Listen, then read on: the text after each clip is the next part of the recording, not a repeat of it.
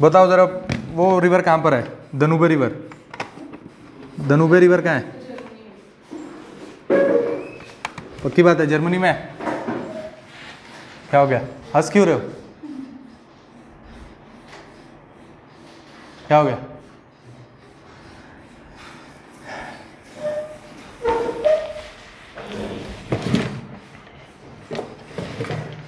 देखो आज का टॉपिक स्टार्ट कहाँ से कर रहे हैं? मार्क हमने कर लिया। अभी तक हमने क्या चीज़ें देख ली हैं?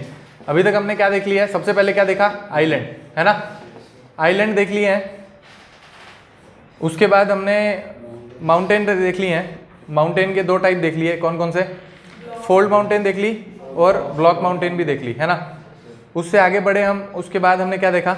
रिवर्स, हाँ मतलब प्लेट्यू देखे पहले। यहाँ देखे प्लेट्यू,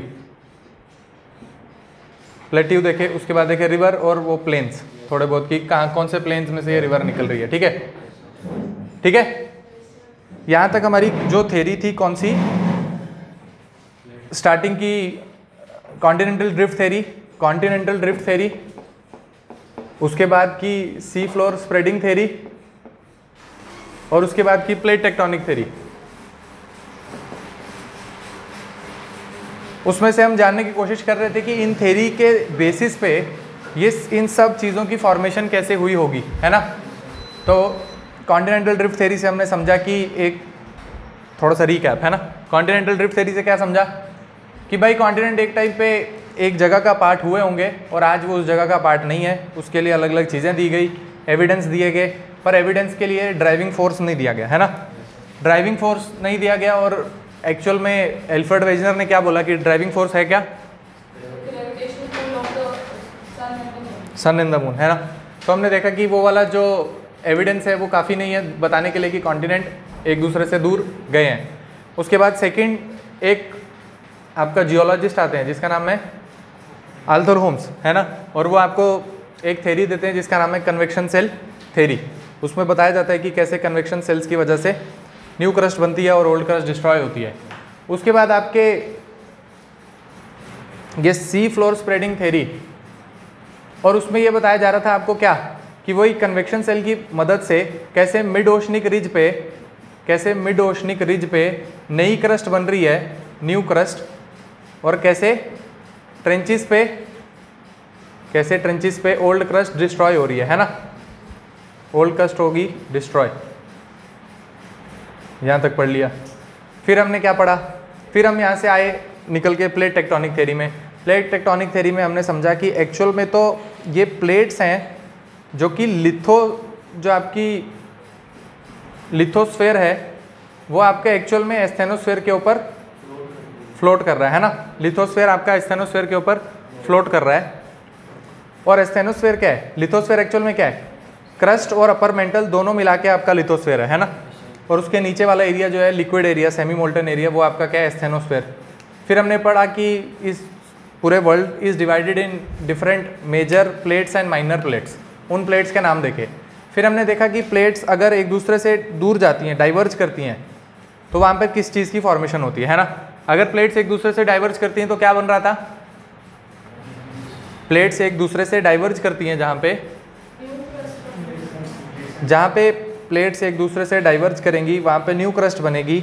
अगर वो हिंज रहती है एक जगह पे तो वहाँ पर बनता था नेसेंट सी, है ना? वहाँ बनता था नेसेंट सी, है ना?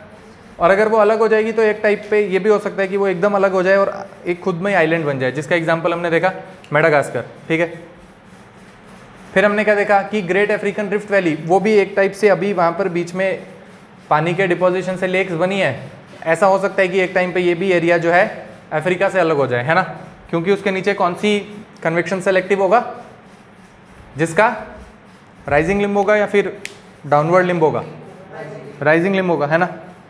ठीक है, ये चीज़ समझ आ गई। फिर हमने देखा कि ये डाइवर्जेंस तो होगी प्लेट की, कन्वर्जेंस जब हो रही है प्लेट की तो क्या हो रहा है? प्लेट की कन्वर्जेंस में तीन केस बन रहे थे, है ना? प्लेट की कन्वर्जेंस में 3 केस, ओशन और ओशन की कन्वर्जेंस, ओशन और कॉन्टिनेंट की कन्वर्जेंस, कॉन्टिनेंट और कॉन्टिनेंट की कन्वर्जन। ओशन और ओशन की प्लेट आपस में कन्वर्ज करेगी, जो हैवियर प्लेट होगी वो सबडक्ट करेगी, लाइटर प्लेट ऊपर आ जाएगी। फॉर्मेशन किसका होगा? आइलैंड का, वॉल्केनो होगा और अर्थक्वेक भी आएगा, है ना? अगर ओशन कॉन्टिनेंट आपस में एक दूसरे की तरफ आ रही है ना, कन्वर्ज। अगर ये आपस में कन्वर्जेंस इनका हो रहा है तो आपके बनेंगे वॉल्केनिक माउंटेन, है ना, बनेंगे वॉल्केनिक माउंटेन। तो नाम में वॉल्केनो, इसका मतलब वॉल्केनो तो होगा और अर्थक्वेक भी आएगा, है ना। और कॉन्टिनेंट में ओशनिक प्लेट इज एब्सेंट, तो इसका मतलब यहाँ पे बनेंगी फोल्ड माउंटेन और वॉल्केनो एब्सेंट होगा, है ना। और अर्थक्वेक आएगा जिसकी इंटेंसिटी सबसे ज़्यादा होगी, है ना। यहाँ तक सब समझ आ गया। इसके बाद क्या चीज़ पढ़नी है भाई, ये वॉल्केनो देखना है। अब इस वॉल्केनो में आपको क्या बताया जाए, देखो वॉल्केनो के लिए आपको क्या चीज़ बताई गई थी। अभी तक आपको वॉल्केनो के बारे में क्या पता चला, आपको ये पता चला कि भाई एक चीज़ मैंने बताई, जब आपको रॉक साइकिल बता रहा था, रॉक साइकिल बता रहा था, जब रॉक साइकिल बता रहा था तो मैं बोल रहा था कि जब रॉक साइकिल बता रहा था तो मैं आपको बोल रहा था कि नीचे जो मोल्टन मटेरियल है उसको कहीं से कोई जगह मिली होगी और ऊपर की तरफ आएगा तो आपको कहीं इग्नियस रॉक की तरह दिखेगा, है ना, जो कि ग्रेनाइटिक इन नेचर होगी, ग्रेनाइट के नेचर में आएगी, है ना। ठीक बात है। फिर मैंने आपको बताया कि वॉल्केनो एक्चुअल में कहाँ कहाँ आ सकते हैं। तो भाई एक आप वर्ल्ड में अगर मार्क करने लगोगे तो आपको पता चलेगा कि भाई जहाँ ओशन और ओशन का कन्वर्जेंस हो रहा है और जहाँ ओशन और कॉन्टिनेंट का कन्वर्जेंस हो रहा है, यहाँ पर हमें देखना है कि यहाँ पे कौन कौन से वॉल्केनो होंगे। किसकी वजह से? प्लेट्स की वजह से, है ना, उन्हीं की वजह से होंगे ना वॉल्केनो।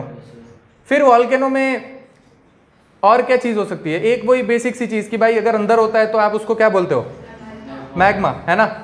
अगर मोल्टन मटेरियल अर्थ सरफेस के नीचे तो आप उसको मैग्मा बोलते हो, बाहर आ जाता है तो आप उसको लावा बोलते हो।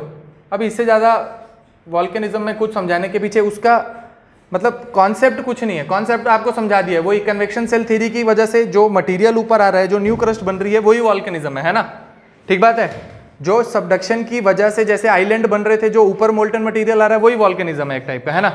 हम उसके टाइप देखेंगे और उस टाइप से समझने की कोशिश करेंगे कि ये अगर इस पर्टिकुलर टाइप का वॉल्केनो है तो उसमें क्या डिफरेंस है दूसरे टाइप के वॉल्केनो से। ठीक है। अब वॉल्केनो आप देखो, क्योंकि वॉल्केनो क्यों आ रहा है एक्चुअल में, या तो ओशन का कन्वर्जेंस हो रहा है या ओशन और कॉन्टिनेंट का हो रहा है। ठीक है।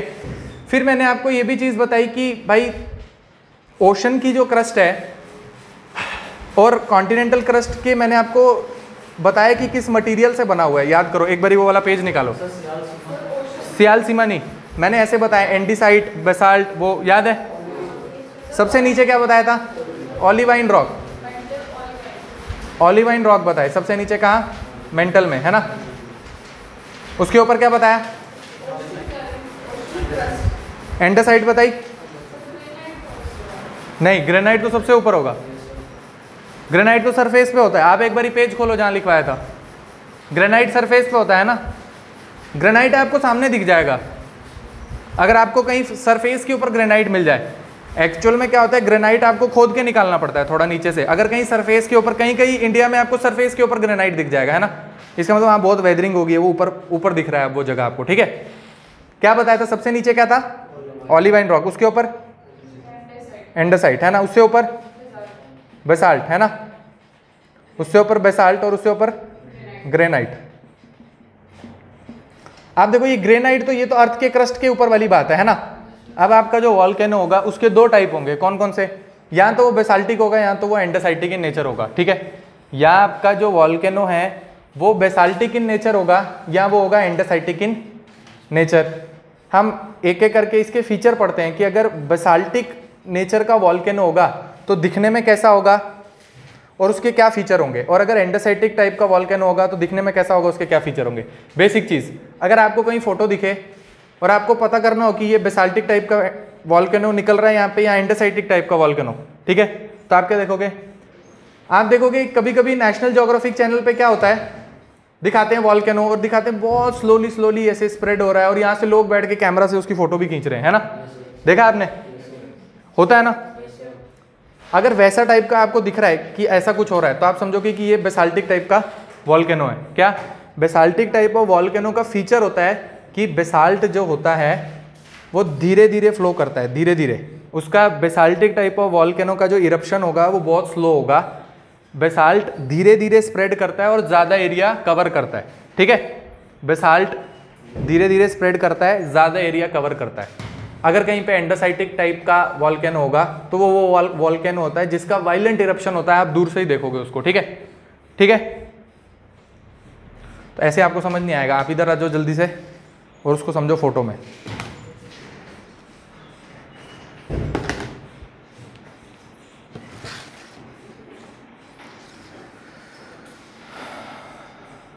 सर बोल रहे थे मैंने एसी ठीक कराया है, आप कमरा बहुत ठंडा हो गया।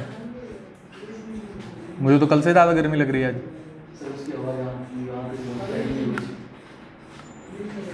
ऑन हुआ ये? नहीं हुआ,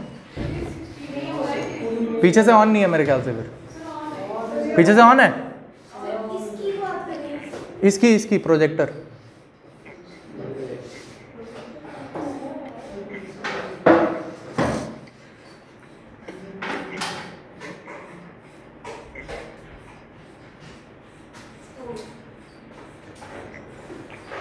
देखो, आज की क्लास में आपको कुछ चीज़ें लिखनी है क्योंकि वो प्रीलिम्स में पूछी जाती हैं और बार बार पूछी जाती हैं। आप पुराने प्रीवियस ईयर के पेपर देखोगे, हम खुद ही देखेंगे 1-2 दिन के बाद, ठीक है।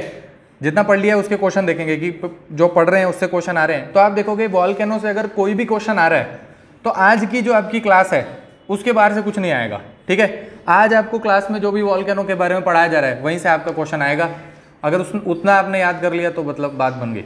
आपको आज की क्लास उतने ध्यान से सुननी है। अगर कोई डाउट आ रहा है तो पूछो, मैं आपको कोशिश करूंगा कि आपको सब समझ आ जाए, ठीक है।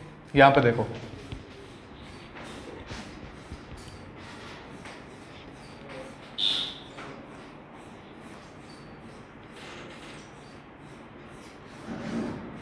ये फोटो आपको दिख रही है, ये फोटो दिख रही है, इसको क्या बोलते हैं? पैसिफिक रिंग ऑफ फायर, है ना। पैसिफिक रिंग ऑफ फायर क्यों बोलते हैं भाई पैसिफिक रिंग ऑफ फायर? पहली चीज नाम में क्या है? पैसिफिक, मतलब पैसिफिक ओशन में है, ठीक है, पैसिफिक प्लेट में है। और सेकंड चीज रिंग ऑफ फायर का मतलब भाई वहां पर बहुत ज्यादा वॉल्केनो हैं, इसलिए उसको फायर का नाम दिया गया। तो क्या नाम हुआ? Pacific ring of fire. Ring की तरह दिखती है इसलिए रिंग, और पैसिफिक रिंग ऑफ फायर मतलब पैसिफिक प्लेट के आसपास होने की वजह से पैसिफिक रिंग ऑफ फायर, है ना। एक साइड से स्टार्ट करो, क्या? इंडो ऑस्ट्रेलियन प्लेट दिख रही है, बीच में लिखा है बीचों बीच पैसिफिक प्लेट, दिख रही है ना। पैसिफिक प्लेट के साइड में लिखा है Indo Australian plate. Indo Australian plate और जहाँ पैसिफिक प्लेट आपकी मिल रही है वहाँ से स्टार्ट हो रही है, ऊपर आ रहा है जो भी आपके छोटे छोटे आइलैंड है, मतलब ये यहाँ से आ रहा है। और ये वाला एरिया आपका पूरा क्या है? ये इंडोनेशिया और वो सब है ना, मलेशिया और इंडोनेशिया, है ना। इसका मतलब मलेशिया इंडोनेशिया में आप देखोगे हर साल वहाँ पे कोई ना कोई वॉल्केनो निकलता है ना। मतलब ये एक्टिव वॉल्केनो है एक टाइप के, है ना। यहाँ पर आपके क्या है? Active volcano. कहाँ पर? ये इंडोनेशिया, मलेशिया। फिर लिखा है फिलीपीन प्लेट, है ना, ये लिखा है फिलीपीन प्लेट, है ना। फिलीपीन प्लेट से ऊपर होता हुआ ये जापान से निकल रहा है, दिख रहा है आपको जापान? ये जापान यहाँ पर है ना, ठीक है। जापान से निकल के ऊपर की तरफ जा रहा है। फिर ये बीच में आपको क्या दिख रहा है? ये कौन सी जगह है? यहाँ पर आपका अल्यूशियन ट्रेंच है। आपने क्या देखा था? याद करो, यहाँ से आपकी क्या पास होती है? International date line. यहाँ पर क्या है? अल्यूशियन ग्रुप ऑफ आइलैंड जो कि वॉल्केनिक इन नेचर है? याद आया? अल्यूशियन आइलैंड एक बार ही हमने मार्क किए थे, कब? जब हमने देखा था इंटरनेशनल डेट लाइन, है ना, ठीक है ना।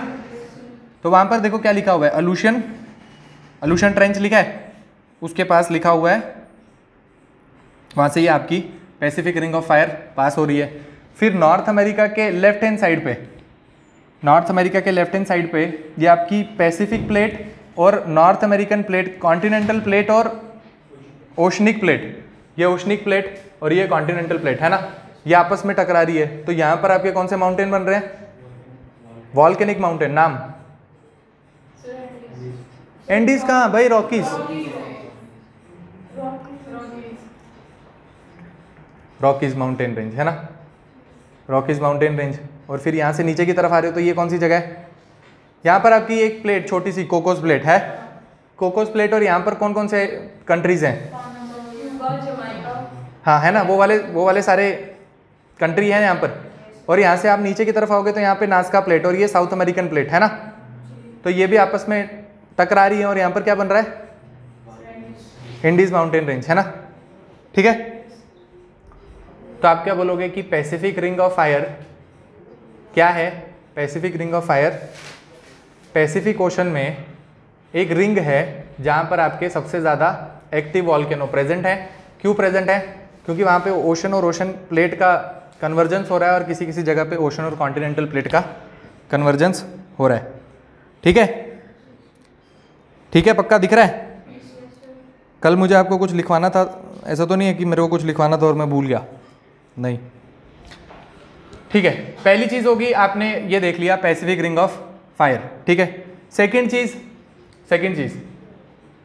चीज़ आप देखो, ये आपका वॉल्केनो कहाँ पर निकलता है? ये मिड ओशनिक रिज पे निकलता है।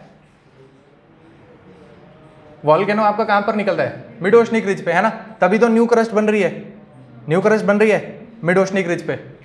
मिड ओशनिक रिज पे अगर आपकी न्यू क्रस्ट बन रही है, एक बारी फोटो से देखते हैं, रुक जाओ।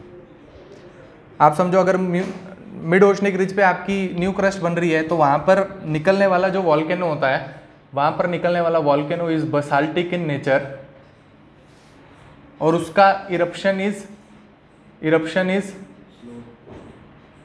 Not violent. ठीक है, मतलब धीरे धीरे करके निकलेगा और धीरे धीरे करके फ्लो करेगा। ठीक है, ठीक है।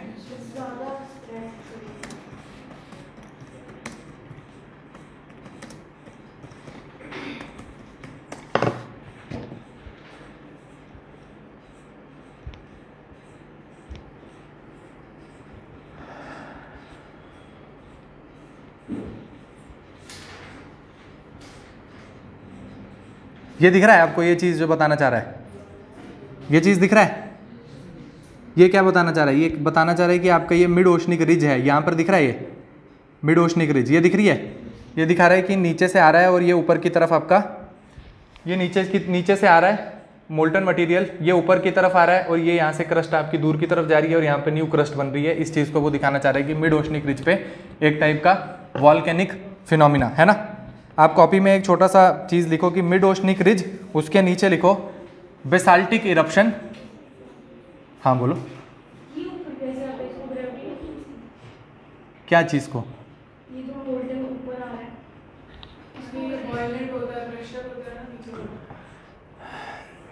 अगर आप मैं आपको बोलूँ कि कोई चीज़ आपने गर्म की और उससे भाप निकली या वो बॉईल करके ऊपर की तरफ आ रहा है, तो आप बोलोगे कि भाई वो बॉईल करके ऊपर क्यों आ रहा है? उसको बॉईल करके ऊपर नहीं आना चाहिए, उसको ग्रेविटी की वजह से नीचे रहना चाहिए। पॉसिबल नहीं है ना। क्यों भाई? एनर्जी रिलीज होगी तो वो ऊपर की तरफ आएगी। जो चीज़ हल्की हो जाएगी वो ऊपर की तरफ आती है। जो चीज़ गर्म हो जाती है, आप पानी गर्म करते हो तो जो गर्म वाला पानी है वो ऊपर की तरफ आता है, ऊपर का ठंडा पानी नीचे की तरफ जाता है, उसी को तो कन्वेक्शन बोलते हो ना, बोलते हो, है ना? तो जो थोड़ा गर्म हो गया है, थोड़ा ज़्यादा मोबाइल हो गया है, हल्का हो गया है, उसकी टेंडेंसी है कि उसको ऊपर की तरफ आना है ना, क्या? ठीक है।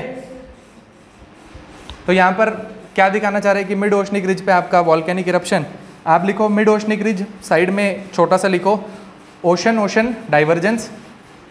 कॉपी में एक छोटी सी चीज़ लिखो mid oceanic ridge ocean divergence.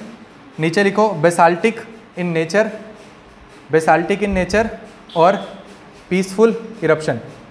Basaltic in nature और पीसफुल इरप्शन। ठीक है, बेसाल्टिक इन नेचर और पीसफुल इरप्शन। ठीक है, हमने वर्ल्ड में देखा कि ये वॉल्केनो सबसे ज़्यादा कहाँ पर आ रहे हैं। तो एक चीज़ तो हमने देख लिया कि पैसिफिक ओशन में, हाँ यहाँ तो आ ही रहे हैं, है ना। एक चीज़ देखी हमने कि पैसिफिक ओशन और यहाँ पर तो आपके वॉल्केनो आ रहे हैं। एक और जगह दिखेगी आपको जहाँ पे आपके वॉल्केनो आते हैं, उस जगह को आप मार्क करो। कहाँ पर? यहाँ पर आओ, ये मेडिटेरेनियन एरिया में ये फोटो दिखेगी आपको भी। वो एरिया दिख रहा है, ये एरिया दिख रहा है भाई। इस एरिया में जगह पहचानो कौन सी है, जगह देखो कौन सी है। ये कौन सी जगह है? ये क्या है? इटली है, ये इटली है, ठीक है। ये कौन सी जगह है?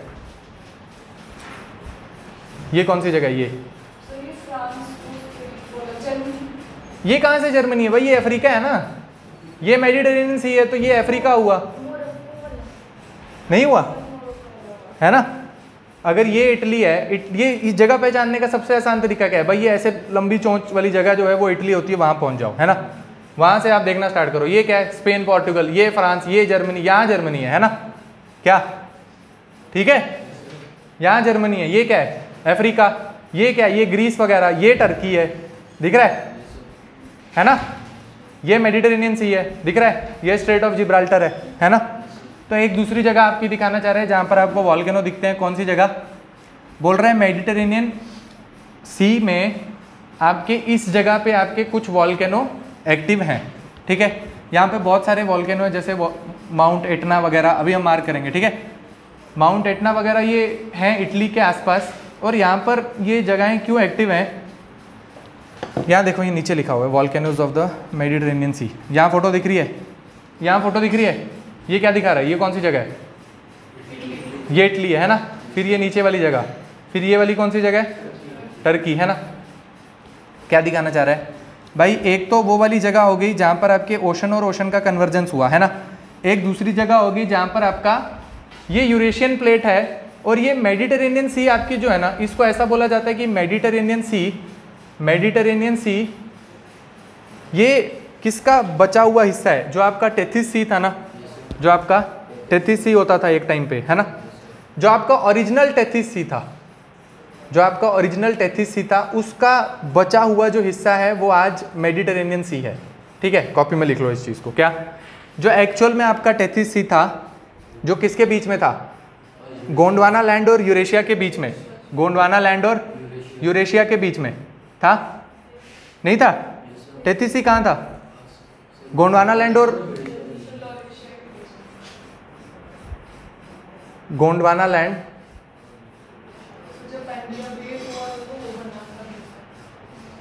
गोंडवाना लैंड और यहाँ बीच में क्या था आपका, टेथिस सी, है ना। तो आज के टाइम पे ये बोलना चाह रहे हैं कि आपका जो अभी का मेडिटेरेनियन सी है, ये किसका बचा हुआ पार्ट है, टेथिस सी का पार्ट, ठीक है। इसलिए वो बोलना चाह रहे हैं कि टेथिस सी का जो ये वाला छोटा सा जगह है, ये जब इंटरैक्ट करती है इस कॉन्टिनेंट की प्लेट के साथ, तो वहाँ पर आपको कुछ वॉल्केनो देखने को मिलते हैं। लेकिन यहाँ पर जो आपके वॉल्केनो आपको देखने को मिलेंगे, क्योंकि ये ओशन का कन्वर्जेंस नहीं है, जहाँ पर ओशन और ओशन का कन्वर्जेंस होता है वहाँ पर आपको क्या देखने को मिलता है, बेसाल्टिक टाइप ऑफ इरप्शन। क्या, जहाँ ओशन और ओशन का कन्वर्जेंस होता है वहाँ आपको देखने को मिलता है बेसाल्टिक टाइप ऑफ इरप्शन, और जहाँ पर आपका ओशन और कॉन्टिनेंट का कन्वर्जेंस होता है वहाँ पर आपको क्या देखने को मिलता है, एंडासाइटिक टाइप ऑफ इरप्शन, ठीक है, ठीक है, ठीक बात है। और एंडासाइट और बेसाल्ट एक्चुअल में तो एक ही चीज़ है ना, है ना। कैसे, वो ऑलिवाइन रॉक, एंडासाइट, बेसाल्ट, और ऊपर आके सॉलिडिफाई होता है तो ग्रेनाइट है, ठीक है। ये बंद क्यों हो गया, ठीक है। तो फिर एक चीज़ लिखो कॉपी में छोटी सी, हाँ अभी कर लेंगे ऑन इसको। आप कॉपी में एक छोटी सी चीज़ लिखो, क्या लिखो, मेडिटेरेनियन वॉल्केनिज्म, एक छोटा सा टॉपिक लिखो, Mediterranean volcanism, Mediterranean volcanism, Mediterranean volcanism, ठीक है। और मेडिटेरेनियन वॉल्केनिज्म में आप सबसे पहले लिखो कि breaking up of Mediterranean plates, मतलब उसमें पहला पॉइंट लिखो, due to breaking up of Mediterranean plates into multiple blocks, due to breaking up of Mediterranean plates into multiple blocks. It is andesitic in nature. It is andesitic in nature. It is andesitic in nature.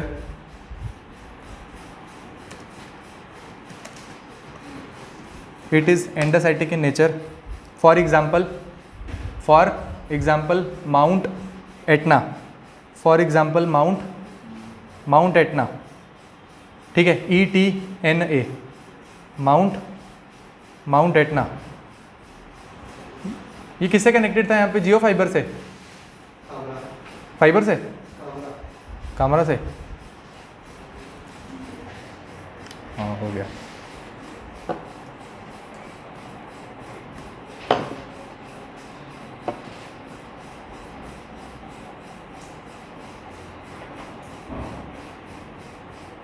एक बारी आप एक बारी देख भी लो mount Etna दिखने में कैसा है।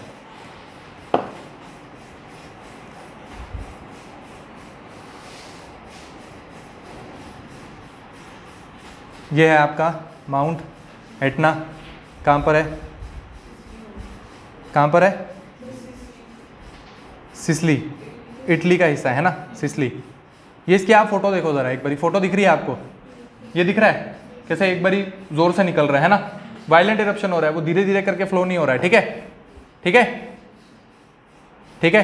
तो आप इसको क्या बोलोगे कि एक टाइप से किसका फ्लो हुआ है, एंडासाइट का, ठीक है, एंडासाइटिक इन नेचर, ठीक है।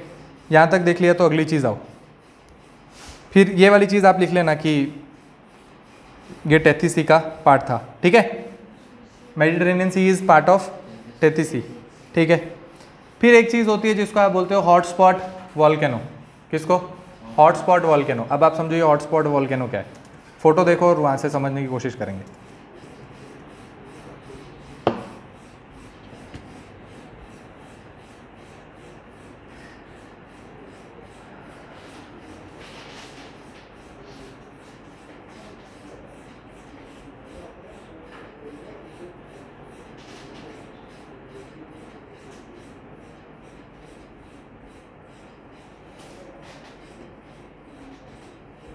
जैसे ये वाली फोटो देखो,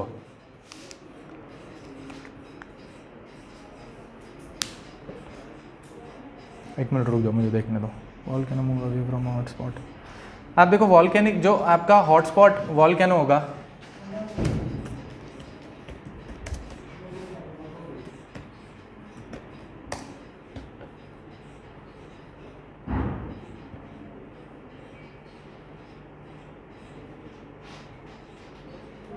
जैसे आप ये वाली फोटो देखो, जैसे आप ये वाली फोटो देखो, कहने का क्या मतलब है, आपको ये चीज़ बताना चाह रहे हैं कि आपके वॉल्केनो एक्चुअल में प्रेजेंट कहाँ कहाँ होते हैं। अभी तक हमने क्या देखा कि जहाँ ओशन और ओशन का कन्वर्जेंस होगा, जहाँ ओशन और कॉन्टिनेंट का कन्वर्जेंस होगा, ये वाली जो दोनों जगहें होंगी वहाँ पर आपको कॉन्टिनेंट, वहाँ पर आपको वॉल्केनो देखने को मिलेगा, मिलेगा।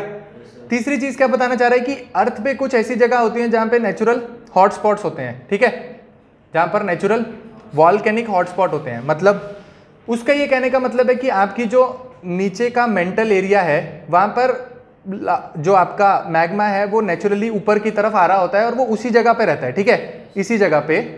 और जैसे ऊपर की आपकी जो कॉन्टिनेंट की प्लेट है, अगर ये इसके ऊपर से होकर निकलेगी तो ये इस कॉन्टिनेंटल की क्रस्ट को थोड़ा सा ब्रेक करके और ऊपर आके जो है सॉलिडिफाई हो जाएगा और आपको एक टाइप से प्लेट्यू की तरह वहाँ पे दिखेगा। बात समझ आई? इसका कहने का क्या मतलब है भाई, ये हॉटस्पॉट, हॉटस्पॉट का मतलब क्या होता है कि एक्चुअल में कहीं पर प्रेजेंट होना, वो एक जगह हॉटस्पॉट है वहीं पर मिलती है और कहीं पर नहीं मिलती है, ठीक है। हॉटस्पॉट का क्या मतलब है कि उसी जगह पे मिलना और कहीं नहीं मिलना, है ना, है ना। तो जैसे कि आपका रीयूनियन आइलैंड है, हम क्या बोलेंगे इंडिया के केस में, इंडिया के केस में एक जगह है जहां पर रीयूनियन आइलैंड, मैंने आपको क्या बताया था, कहां पर है, इंडियन ओशन में किसका हिस्सा है, फ्रांस का हिस्सा, है ना। तो हम बोलेंगे कि इंडिया के केस में जब इंडिया की प्लेट ऊपर यूरेशिया की प्लेट से टकरा रही थी तो यहाँ पर बीच में क्या था आपका रीयूनियन हॉटस्पॉट, मतलब ये वॉल्केनिक एरिया है लेकिन इसी जगह पर होता है ना, इसी जगह पर होता है। और अगर आपकी कॉन्टिनेंट की क्रस्ट इसके ऊपर से पास करेगी तो अब ऐसा तो नहीं है कि आपकी कॉन्टिनेंट इंडिया से दौड़ के जा रहा है और सीधे जाके टकरा गया, है ना, ओवर द ईयर्स थोड़ा थोड़ा थोड़ा करके मूव किया, है ना।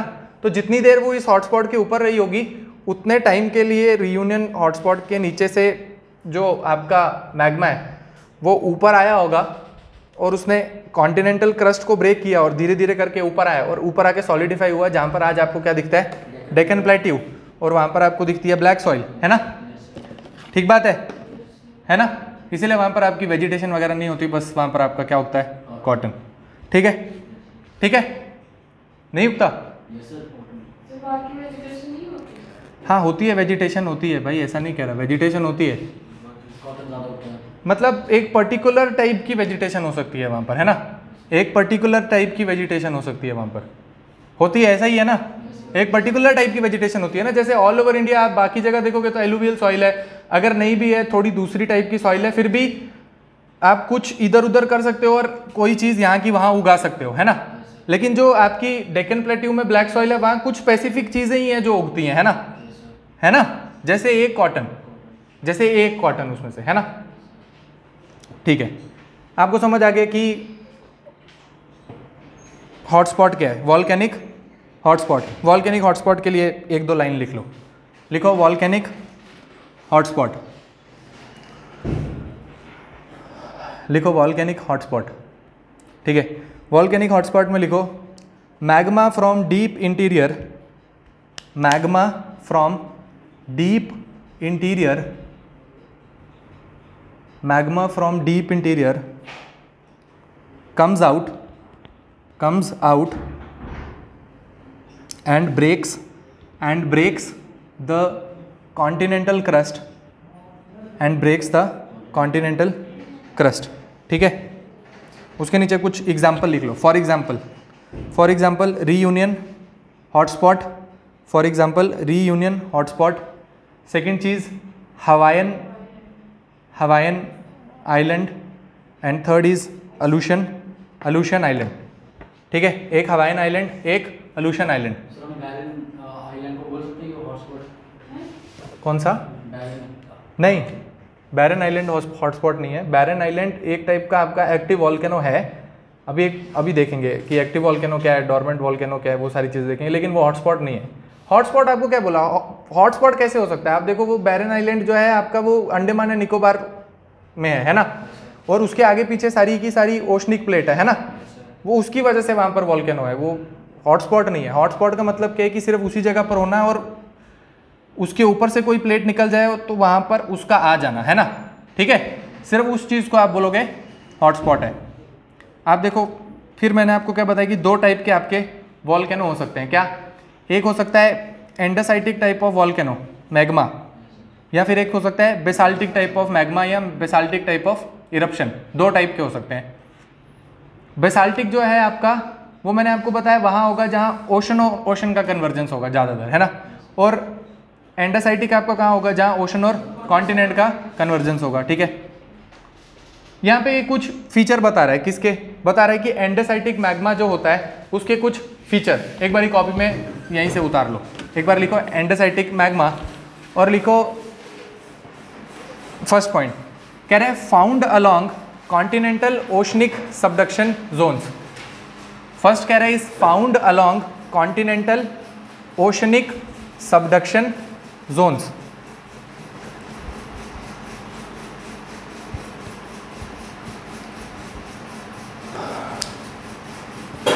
ठीक है, सेकंड कह रहे हैं एक चीज ये लिखो कि इसमें 60% सिलिका होता है। ठीक है, आपके प्रीलिम एमसीक्यू के लिए कि 60% इसमें सिलिका है। थर्ड एक पॉइंट लिखा हुआ है कि thicker than basaltic is thicker than basaltic. ठीक है, थिकर देन बेसाल्टिक है, इसका मतलब क्या है कि लेस फ्लूइड है। आप उसमें लिखो।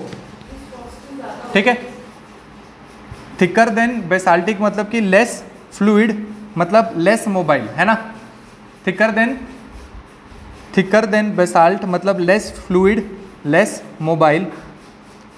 नेक्स्ट पॉइंट एक लिखो सॉलिडिफाइज एट शॉर्ट, मतलब जल्दी से बाहर निकलेगा और वहीं पर सॉलिडिफाई हो जाएगा। ठीक है, सॉलिडिफाइज एट शॉर्ट डिस्टेंस।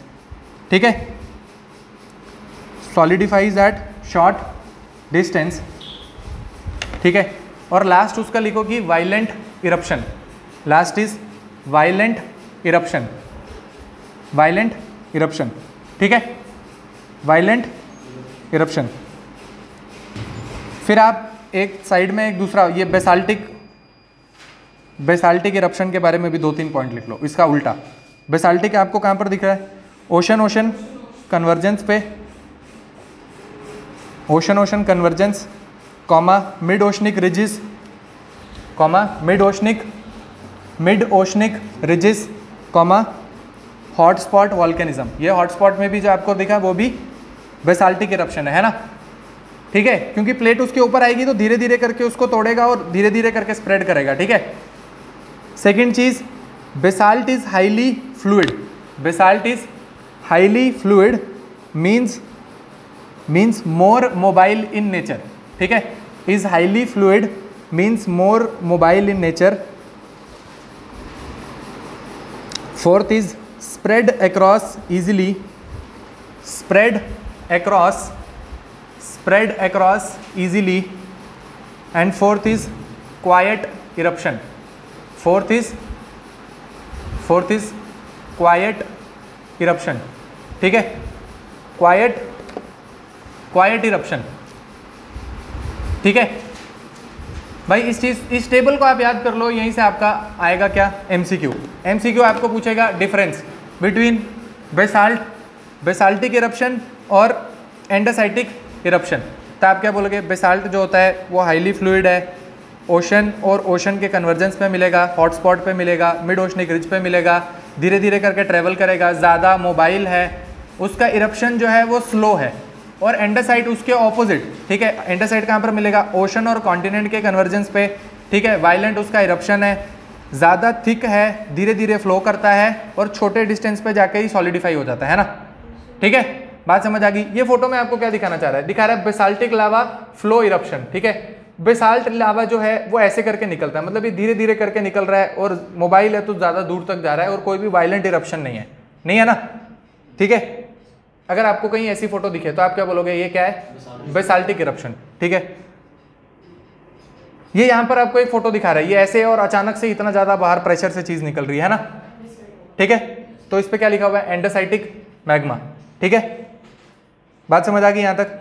एक क्या बता रहा है आपको, बेसाल्टिक इरप्शन कैसा होगा, दूसरा आपको क्या बता रहा है, एंडोसाइटिक मैग्मा कैसा होगा, ठीक है ना। यहाँ तक एक बारी जितना आपको अभी बताया, एक बारी उसको आप देखो कि आपको समझ आ रहा है कि नहीं। क्या चीज़, लो पानी में भी ऐसे ही, कहाँ है पानी, मतलब ओशन क्या चीज़ कह रहे हो, ये बेसाल्टिक जो हुआ है, ये जी, ओशन कन्वर्जेंस, जी, ये पानी में निकल जाता है। अगर मिड ओशनिक रिज पे निकल रहा है, हाँ तो फिर तो निकलेगा। अगर मिड ओशनिक रिज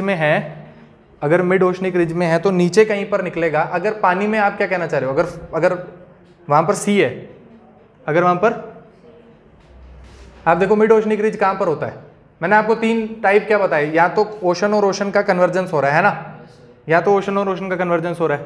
ओशन और ओशन का कन्वर्जेंस होता क्या है, ओशन और ओशन के कन्वर्जेंस से बनता क्या है, इसका मतलब ये ओशन कन्वर्जेंस में जहां पर आपका वॉल्केनो होगा, ये आपके वॉल्केनिक आइलैंड होंगे एक्चुअल, जहां पर आपके ये वॉल्केनो दिख रहे हैं, है ना। और दूसरा क्या बता रहा हूं, मिड ओशनिक रिज कहां पर होती है, मिड ओशनिक रिज एक्चुअल में होती क्या है, अरे मतलब अगर आप ओशन में जाओगे तो यहाँ पर कॉन्टिनेंटल शेल्फ, फिर कॉन्टिनेंटल स्लोप, तो मिड ओशनिक रिज तो बहुत नीचे जाकर है ना, वहां पर जाकर आपका ये फिनोमिना बता रहा है कि यहाँ पे अगर आपके मिड ओशनिक रिज में जब निकलेगा इरप्शन तो वो बेसाल्टिक इन नेचर होगा, ये बताना चाह रहा है ना, ठीक है। तो अगर आपको दिखे कि अगर कोई बहुत धीरे धीरे चीज़ फ्लो कर रही है तो आपको लोग बोलोगे कि वो बेसाल्टिक इरप्शन है ना, और अगर कोई वायलेंट इरप्शन हो रहा है तो जैसे वो पहला वहां पर दिख रहा है, ठीक है, वो फोटो में लिखा हुआ है बेसाल्टिक वॉल्केनो, लेकिन वो है एंडोसाइटिक नेचर का वॉल्केनो, ठीक है। वो बेसाल्ट उसको ऐसे लूजली लिखा हुआ है, ठीक है, एक्चुअल में क्या है वो एंडोसाइट, ठीक है, जैसे ये फोटो में दिखा रहा है, मतलब एंडोसाइटिक मैग्मा है उसके अंदर, ठीक है। तो अगर एंडोसाइटिक वॉल्केनो अगर मोर विस्कस है तो सर वो इरप्ट कैसे करता है इतना ज़्यादा, क्या चीज़, अगर वो मोर विस्कोसिटी उसमें ज़्यादा है तो फिर वो इरप्ट कैसे करता है, फिर से बोलो क्या कह रहे हो, अगर इसकी विस्कोसिटी ज़्यादा है, हाँ, तो इसका मतलब सर ये इसमें वो ज़्यादा होगा ना सर, क्या चीज़, वॉल्यूम ज़्यादा होगा इसका, डेंसर होगा, हाँ डेंसर होगा तो क्या हो गया, तो इरप्ट कैसे करेगा इतना ज़्यादा, फिर वो तो फिर विस्कोसिटी वो प्लास्टिक होगा, प्रेशर से आएगा, उसका जो चैम्बर होगा वो ज़्यादा होगा ना। बोलिए सबने। अब भाई आप जब अभी टाइप्स ऑफ वॉल्केनो पढ़ोगे ना, जब आप टाइप्स ऑफ वॉल्केनो में जाओगे ना, तो आप ये समझना कि ये एंडोसाइटिक मैग्मा एक्चुअल में कौन सा वाला है, ओशन कॉन्टिनेंट वाले, है ना। तो जहाँ पर आपको टाइप्स ऑफ वॉल्केनो में दिखाऊंगा, जहाँ पे cinder call volcano, composite volcano, उस हिसाब से आप समझोगे कि वो पहले नीचे एक जगह जमा होता है, फिर वो धीरे धीरे करके निकलता है, तो अचानक से ऊपर आता है, ठीक है। और इसका फ्लो क्या है, जो आपका बेसाल्टिक है वो उसका फ्लो एकदम सीधा है, वो सीधा ऊपर आएगा और धीरे से जाके ऐसे निकल जाएगा, ठीक है। अभी फोटो से देखेंगे तो आपको समझ आ जाएगा, ठीक है। नेक्स्ट आप लिखो, हाँ, हॉटस्पॉट समझना है, हॉटस्पॉट हॉटस्पॉट का ये मतलब है, हॉटस्पॉट का ये मतलब है कि मानो ये आपकी एक जगह है और यहाँ पर नीचे ये क्या है, मेंटल है ना, मेंटल आपका है, लिक्विड यहाँ पर सारी चीज़ है, क्या है, लिक्विड मैग्मा मान लो, है ना, ठीक है। और मानो कि बस ये यहाँ से इरप्ट कर रहा है और बस ये यहाँ पर ऊपर की तरफ आता है। अब इसके ऊपर अगर कोई भी चीज़ आएगी, अगर इसके ऊपर कोई भी चीज़ आएगी तो ये क्या करेगा, ये उसकी सरफेस को थोड़ा थोड़ा ब्रेक करेगा, वहाँ से जगह निकालेगा और कहीं ऊपर की तरफ आने की कोशिश करेगा, ठीक है। अब इसके ऊपर कोई भी चीज़ आए, अगर इसके ऊपर चलता चलता कोई भी कॉन्टिनेंट का क्रस्ट आ जाए, कोई भी कॉन्टिनेंट की प्लेट आ जाए, कोई भी कॉन्टिनेंट की प्लेट आ जाए, तो ये हॉटस्पॉट क्या करेगा, आप समझो कि ऐसे तो रीयूनियन आइलैंड वो खुद में भी तो एक आइलैंड है ना, रीयूनियन आइलैंड जो है, रीयूनियन आइलैंड खुद में भी एक आइलैंड है ना, जैसे ये एक टाइप का आइलैंड होगा और उसके नीचे ये वाली जगह होगी जो उसका हॉटस्पॉट होगा, जहाँ पर इसी जगह पर वो एरिया में एक्टिव है ना, इसी एरिया में एक्टिव है। अब ये एक टाइप का आइलैंड है, मानो इसके ऊपर से चल के दूसरी कॉन्टिनेंटल प्लेट इसके ऊपर से होकर निकली है ना, तो जितनी देर के लिए आपका वो स्पेसिफिक पोर्शन जो है कॉन्टिनेंटल क्रस्ट का वो इस जगह के ऊपर से निकला होगा, उतनी देर के लिए ये हॉटस्पॉट अगर उस टाइम के लिए वहाँ पर एक्टिव होगा, अगर हॉटस्पॉट है तो है, हॉटस्पॉट का मतलब है इस जगह पर मिलेगा, लेकिन ये भी इसका मतलब नहीं है कि ये पूरा टाइम यहाँ पर एक्टिव ही रहेगा, है ना। अगर उस टाइम ये बहुत ज़्यादा एक्टिव है और आपकी कॉन्टिनेंटल क्रस्ट वहीं से इसके ऊपर से निकल रही है, इसका मतलब यहाँ पर ये कोई जगह निकाल लेगा इसके बीच में से, इस क्रस्ट को तोड़ेगा और ऊपर जाके बेसाल्ट के रूप में, क्योंकि बेसाल्टिक इन नेचर है, धीरे धीरे करके ऊपर जाएगा, क्रैक डेवलप करेगा, ऊपर की तरफ आएगा और धीरे धीरे करके स्प्रेड करेगा ओवर द ईयर, ठीक है। ओवर द ईयर धीरे धीरे करके जैसे स्प्रेड करेगा, तो आज आपको जो दिख रहा है यहाँ पर आपका डेक्कन प्लेट्यू, वो आपको इस वजह से दिखा है क्योंकि एक टाइम पे आपका डेक्कन प्लेट्यू जो है वो रीयूनियन हॉटस्पॉट के ऊपर से निकला था, ठीक है। अगर इंडिया की प्लेट रीयूनियन हॉटस्पॉट के ऊपर से नहीं निकली होती तो आज हमारा डेक्कन प्लेट्यू नहीं होता, इसका ये मतलब है, ठीक है।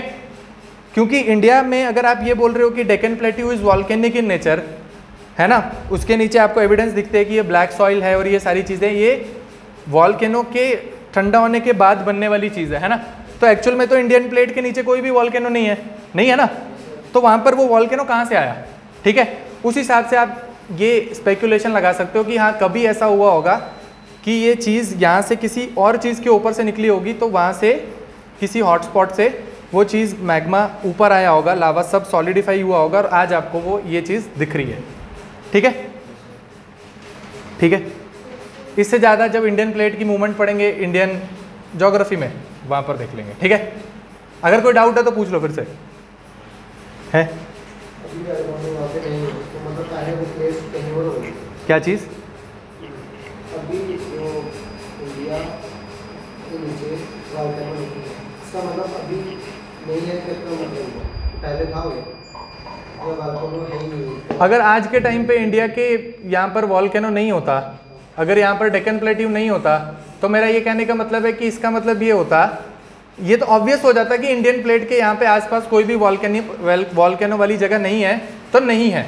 मैं ये बताना चाह रहा हूँ उल्टा केस, हमें मिल गया यहाँ पर कोई वॉल्केनिक डिपॉजिट, एविडेंस मिल गई कि भाई डेक्कन प्लेट्यू जो है वो वॉल्केनो की वजह से बना है, लेकिन एक्चुअल में आपको पता चला कि भाई हमारी प्लेट, इंडियन प्लेट के नीचे तो कोई भी वॉल्केनो नहीं है, इसका मतलब ये वाला कहीं और से आया होगा जब इंडिया की प्लेट मूव कर रही होगी। फिर आपने इंडिया की प्लेट मूव करने की जर्नी देखी, आपने देखा ये एंटार्क्टिका था, यहाँ से धीरे धीरे करके मूव किया है, आपने बीच में एक जगह देखी भाई रीयूनियन हॉटस्पॉट, यहाँ ये हॉटस्पॉट है और हॉटस्पॉट से आपको क्लिक हुआ भाई हॉटस्पॉट ऐसा करता है कि जब उसके ऊपर से कोई कॉन्टिनेंटल प्लेट जाती है तो वो, क्योंकि उसकी स्पीड स्लो है और ये धीरे धीरे करके ऊपर ब्रेक करके ऊपर आ जाता है, तो हाँ इंडिया प्लेट जब रीयूनियन आइलैंड प्लेट के ऊपर से निकली होगी तो तब ये वाली चीज़ हमारे यहाँ पर आ गई होगी, है ना, ठीक है, ठीक है यहाँ तक, ठीक है। उसके बाद आप कॉपी में एक चीज़ लिखो land forms, volcanic land forms, volcanic land forms, ठीक है, वॉल्केनिक लैंड फॉर्म्स। उसके नीचे दो टाइप बनाओ, क्या, इंट्रूसिव और एक्सट्रूसिव, ठीक है, इंट्रूसिव और एक्सट्रूसिव।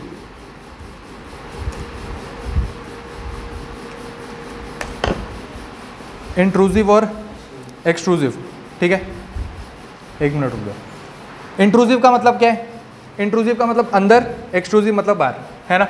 वॉल्केनो बाहर अगर निकल जाएगा तो कैसे लैंडफॉर्म बनाएगा भाई? जैसे ये वॉल्केनिक प्लेट्यू वगैरह बना दिया, है ना।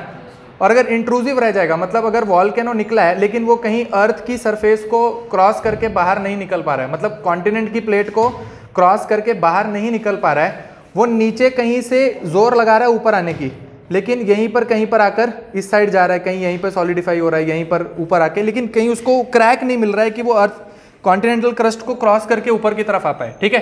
तो वो लैंडफॉर्म्स जो वो नीचे बनाएगा उसको आप क्या बोलोगे? Intrusive landform. एक बारी फोटो देखेंगे और समझेंगे ये इंट्रूसिव लैंडफॉर्म क्या क्या होते हैं जो वॉल्केनो बनाता है, ठीक है। इसमें अलग अलग टाइप के नाम है, ठीक है, जैसे लेकोलिथ, बैथोलिथ, डाइक, ठीक है। तो एक बारी उसको फोटो से देखेंगे और समझेंगे कि ये एक्चुअल में क्या है। अगर ये सॉसर ऊपर की तरफ हो तो उसका क्या नाम है, सॉसर नीचे की तरफ हो तो उसका क्या नाम है, ठीक है।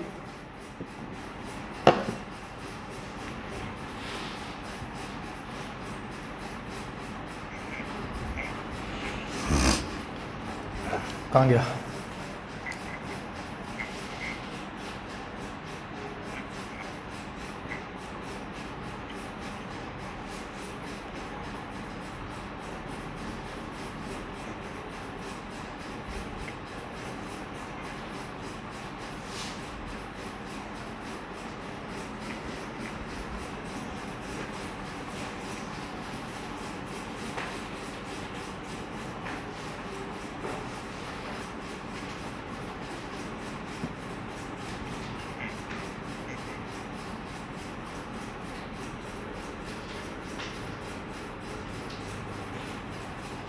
चलो इस वाली फोटो से ही देखो, ये वाली फोटो दिख रही है,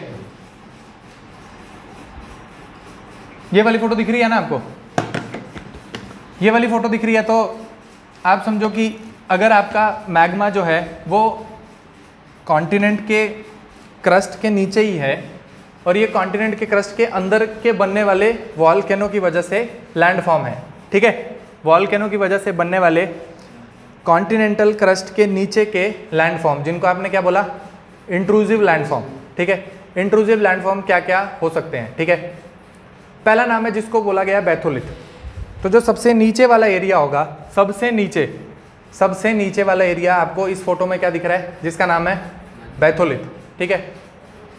बैथोलिथ एक्चुअल में क्या है, जहाँ से ये एरिया, जिस एरिया से आपका ये वॉल्केनो का जो सबसे बॉटम वाला एरिया है उसको आप क्या बोलोगे? बैथोलिथ, ठीक है। और वहाँ से ये अलग अलग से जगहें बना रहा है ऊपर आने की, सरफेस के ऊपर आने की, है ना, जगह बना रहा है सरफेस के ऊपर आने की, ठीक है। तो कौन कौन से आपको उसमें लैंडफॉर्म देखने को मिल रहे हैं? एक लैंडफॉर्म है जिसका नाम है लेकोलिथ। अब एक बारी कॉपी में लिखो, एक बारी हम लिखेंगे कि इसका शेप ऊपर की तरफ होता है तो क्या होता है, नीचे की तरफ है। तो आप एक बारी फोटो देखो, ये दिखा रहा है कि यहाँ से आपका मैग्मा जो है वो ऊपर की तरफ आ रहा है, आपका मैग्मा ऊपर की तरफ आ रहा है, ऐसे करके एक सॉसर शेप बना रहा है, सॉसर टाइप की शेप बना रहा है, ठीक है। उस लैंडफॉर्म को आपने क्या बोला? लेकोलिथ, ठीक है। फिर आप यहाँ से देखो, ये ऊपर की तरफ आया, इसने एकदम फ्लैट टाइप की एक चीज़ बनाई, ये सॉसर, ये एक टाइप का सॉसर है, ये ऐसे करके बना है, ठीक है। ये क्या है? जो एकदम पतली स्लेट जैसी एक चीज़ बनेगी ना, पतला लैंडफॉर्म, ठीक है, उसको आप क्या बोलोगे? सिल, ठीक है। उसको आप क्या बोलोगे? उसको आप बोलोगे सिल, ठीक है। फिर अगर आप ऊपर की तरफ आओगे तो यहाँ से ये चीज़ ऊपर आ रही है, अगर मैं आपको बोलूँ ये वाली क्या चीज़ है तो आप क्या बोलोगे? ये भी सिल है ना। अगर आप ऊपर की तरफ आए, यहाँ पर आपको ये वाली एक चीज़ दिखेगी, ये ऐसा, इस टाइप का लैंडफॉर्म ऐसा, उस चीज़ को आप क्या बोलोगे? डाइक। वो देखो वहाँ पर भी बना है, ये दिख रहा है, दिख रहा है, इस चीज़ को आप क्या बोलोगे? डाइक। नहीं, बाहर कहाँ आएगा? उसका नाम ही है इंट्रूसिव लैंडफॉर्म। क्या? एक्सट्रूसिव अगर बन जाएगा तो वो टाइप ऑफ वॉल्केनो बन जाएगा। बाहर आपको कैसा दिखता है ना? रुको, किसी अच्छी फोटो में दिखता है तो मैं दिखाता हूँ। यहाँ पर देखो एक बार,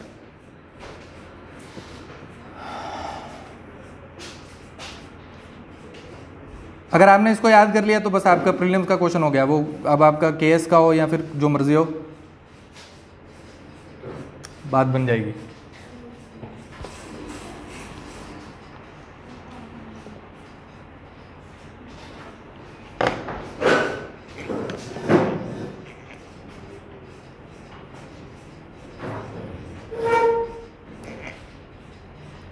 देखो वो नीचे वाला एरिया, अगर ये वाला जो एरिया था इसको क्या बोला गया था, डाइक। ये लंबा सा जो ऐसे ऊपर की तरफ जा रहा है, ऐसे करके चोंच थी ना जिसकी, है ना, उस चीज को क्या बोला गया था, डाइक। ये देखो अगर ऐसा वाला एरिया होगा, ये पतला वाला, तो इसको क्या बोला गया था, सिल, है ना। ये अर्थ की आपको क्रस्ट दिखा रहा है, अर्थ की क्रस्ट दिखा रहा है, मतलब कॉन्टिनेंट की क्रस्ट दिखा रहा है, और उसके ऊपर नहीं पहुंचे हैं अभी हम, है ना।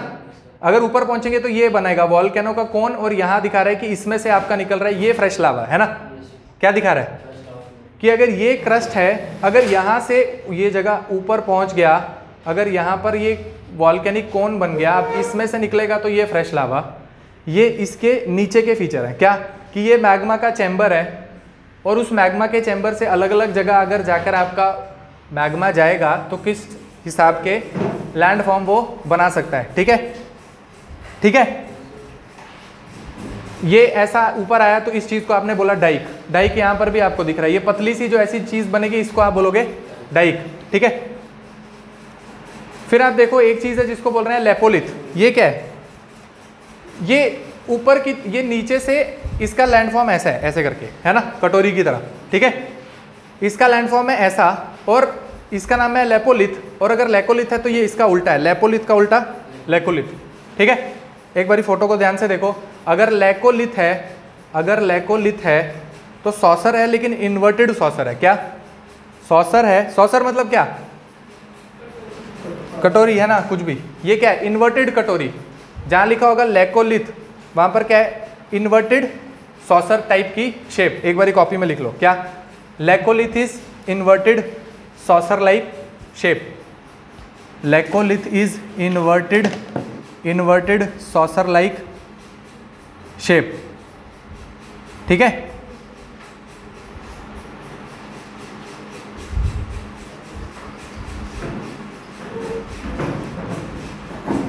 आप यहीं से लिखो, एक बारी छोड़ो, वो भी छोड़ो, यहीं से लिखो। सबसे पहले क्या दिखाना चाह रहा है आपको, एक दिखाना चाह रहा है कि मैग्मा का चैम्बर है, दिखा है।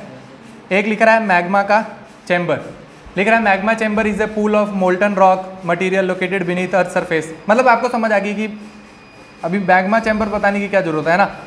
आपको क्या याद करना है कि कौन कौन से लैंडफॉर्म बना रहा है। सबसे पहले बता रहा है लोपोलिथ। अरे बंदी हो गया यार, देखो लोपोलिथ आपका था ऐसे और लेकोलिथ था आपका ऐसे, है। ठीक है, तो एक बारी आप अपनी कॉपी में लिखो लोपोलिथ, LOPOLITH, है ना। लिथ जिसके भी साइड में लगा होगा मतलब क्या होता है, नहीं, लिथ जिस स्टोन, है ना। लिथ जिसके भी एंड में लगा होता है मतलब स्टोन या रॉक की बात हो रही है किसी, है ना। तो सबसे पहले क्या बता रहे हैं, लोपोलिथ। ठीक है,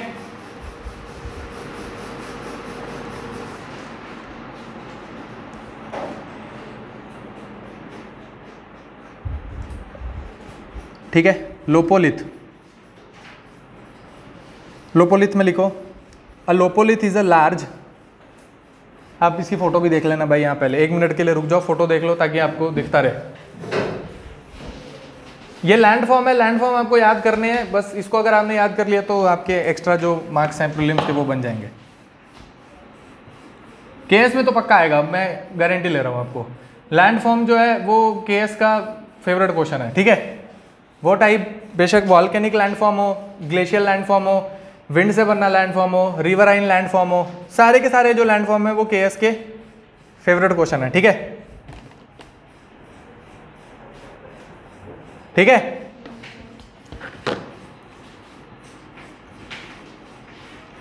एक मिनट के लिए रुक जाओ।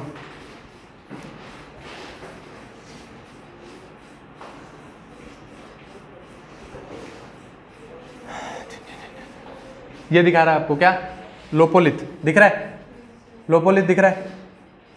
उसके नीचे क्या लिखा है, lopoliths are intrusions of igneous rocks with bowl shaped floors and either flat or bowl shaped top. मतलब या तो फ्लैट होगा या फिर बोल शेप्ड इसका टॉप होगा। एक बारी कॉपी में छोटा सा लिख लो इसके बारे में। ठीक है, क्या, lopolith are intrusions of igneous rocks with bowl shaped floors. भाई आपको ये कैसा दिख रहा है, ये आपको एक वो दिख रहा है, मशरूम नहीं भाई, ग्लास होता है ना एक वाइन पीने वाला, जैसे एक ग्लास होता है ऐसे करके, है ना। पतली सी उसकी डंडी होती है ना, ठीक है, होती है। अब वैसा आपको कुछ दिखे तो आप बोलोगे भाई लोपोलिथ है, ठीक है। वैसा कुछ दिखे तो क्या है, लोपोलिथ, ठीक है। क्या नीचे लिख लो, lopoliths are intrusions of igneous rocks with bowl shaped floors and either flat or bowl shaped tops. Bowl shape top है ना इसका, ये बोल की तरह शेप्ड टॉप है ना, ठीक है। क्या चीज, क्या चीज, बोलो बोलो। हाँ ये लिखा है बोल शेप्ड फ्लोर भी हो सकता है and either flat or bowl shaped top, है ना। तो फ्लोर से तो आपको एक्चुअल में पता नहीं चलता, आपको ये टॉप से ही पता करना होता है कि ये एक्चुअल में लोपोलिथ है या फिर लेकोलिथ है, ठीक है। तो लोपोलिथ आपने लिख लिया, ठीक है। लोपोलिथ आपको दिखने में कैसा लग रहा है, दिखने में लग रहा है किसी वाइन के ग्लास की तरह, है ना, ठीक है। नीचे की तरफ आओ, नीचे की तरफ आपको दिखा रहा है सिल, ठीक है। सिल आप एक बारी फोटो में देखो कहाँ पर था, ये था सिल, क्या ये पतला सा ये जो ऐसी चीज़ है ना, ये नीचे से निकली और फ्लैट एकदम, है ना। ये फ्लैट वाली चीज़ क्या थी, सिल थी। एक बारी आप इसकी फ़ोटो अगर यहाँ पे खींच नहीं भी पा रहे हो तो आप एक बारी घर पे चले जाओ और आपके एनसीईआरटी में दिया होगा, सिल के आगे एक छोटी सी चीज़ लिख लो, sill is a flat sheet like igneous rock mass. बस एक छोटी सी लाइन लिख लो, क्या, a sill is a flat sheet like igneous rock mass, ठीक है। A sill is a flat sheet like igneous rock mass, ठीक है।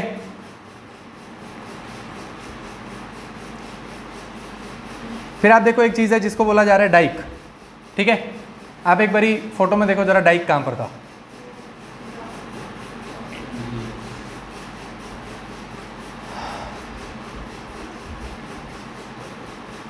फोटो में डाइक दिख रहा है आपको, ये जगह दिखा रहा है डाइक, है ना। ये मतलब कहीं ऊपर की तरफ आ गई है ना, मतलब ऊपर की तरफ भी आ सकती है, कहीं आपको सरफेस के ऊपर दिख रही है। ये तो सरफेस हो गया ना, ये सरफेस हो गया, ये सरफेस है। और यहाँ पर अगर नीचे से निकली है तो ये वाली जो लंबी सी ये चोंच जैसी है इसको डाइक बोला हुआ है ना। अगर पतली है तो क्या है, सिल। अगर लंबी है तो क्या है, डाइक। अगर सॉसर शेप है ऊपर से तो क्या है, लोपोलिथ। अगर नीचे की तरफ है उसका शेप तो लेकोलिथ, है ना, ठीक है, ठीक है। तो एक बारी डाइक के बारे में थोड़ा सा लिख लो, क्या लिखो, लिखो डाइक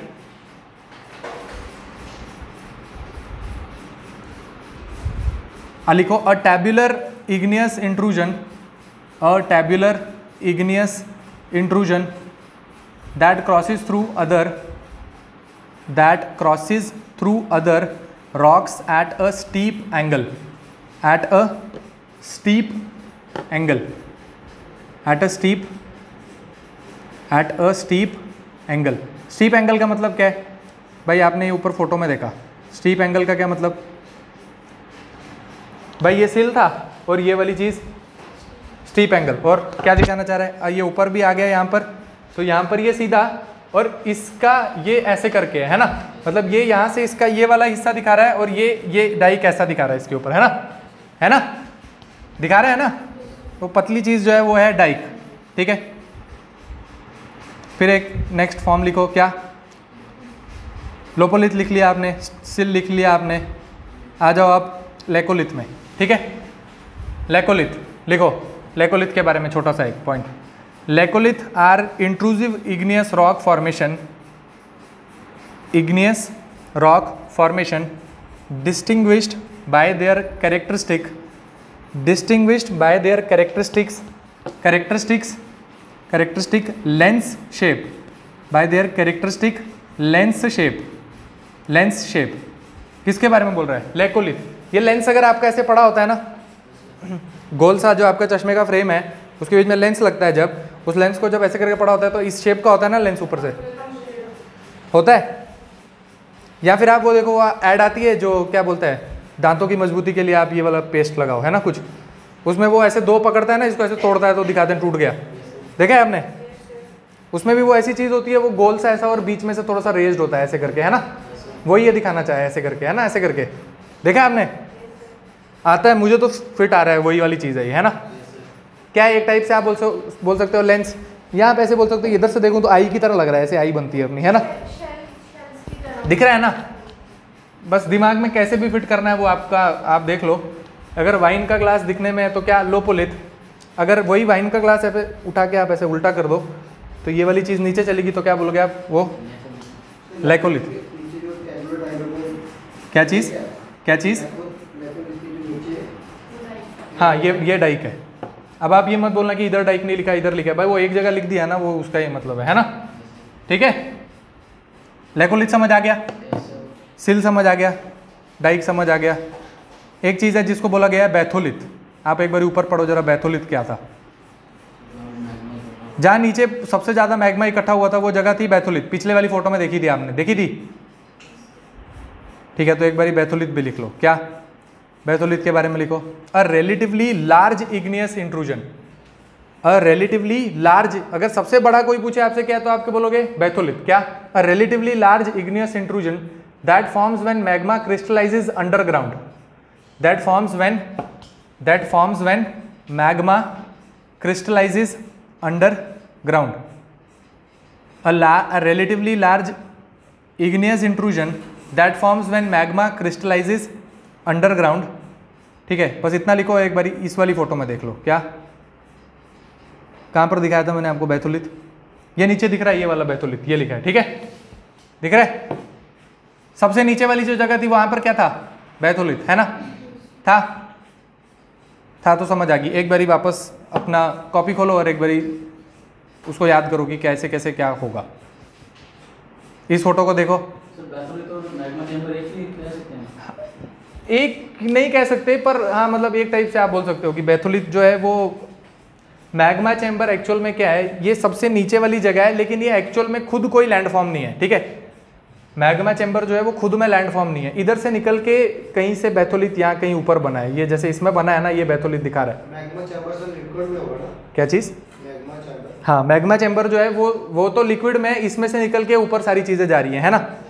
और आपका जो लेकोलिथ है वो क्या है, निकला इधर से ही है, लेकिन नीचे कहीं सॉलिडिफाई हो गया और एक टाइप का लैंडफॉर्म बना दिया उसने, है ना। ठीक है ना, ठीक है, बात समझ आई? तो एक बार आप वापस से रिवाइज करो क्या, कि भाई बैथोलिथ एक टाइप का सबसे नीचे का बड़ा वाला हिस्सा जो कि सॉलिडिफाई हो गया है, उससे ऊपर आए तो आप एक चीज जिसको बोलते हैं लेकोलिथ। लेकोलिथ क्या है? इन्वर्टेड आपका क्या? Inverted saucer. ठीक है, इस चीज को क्या बोला? लेकोलिथ। जो पतली सी डंडी ऊपर की तरफ जाती है उसको क्या बोला? डाइक। ऊपर जाके जो एकदम पतली फ्लैट डंडी, पतली फ्लैट ऊपर की तरफ वो सिल, पतली डंडी हॉरिजॉन्टल वो डाइक, है ना। पतली डंडी हॉरिजॉन्टल तो डाइक, अगर फ्लैट तो सिल, अगर इन्वर्टेड तो लेकोलिथ, अगर सीधा तो लोपोलिथ। ठीक है, यहां तक समझ आ गया? ये सारे क्या है? इंट्रूसिव लैंडफॉर्म ऑफ वॉल्केनिज्म, मतलब वॉल्केनिक इंट्रूसिव लैंडफॉर्म। ठीक है, वॉल्केनो के इंट्रूसिव लैंडफॉर्म। एक बारी वापस से अपने कॉपी में देखो, एक बारी वापस से अपने कॉपी में देखो।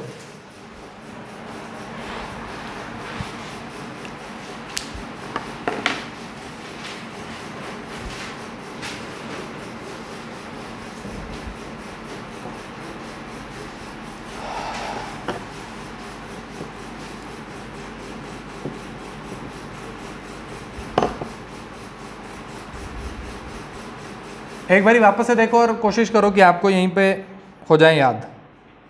अगर आपको यहीं पे याद हो जाते हैं तो बहुत अच्छी बात है।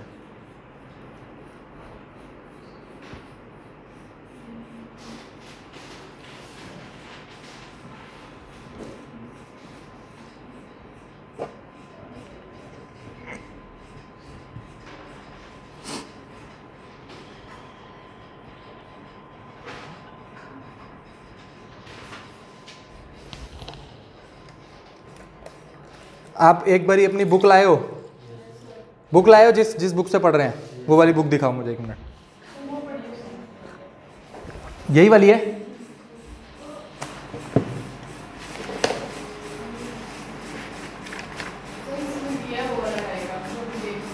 हाँ दिया है ना, ये दिया पेज नंबर 27 पे, है ना। पेज नंबर 27 पे दिया है।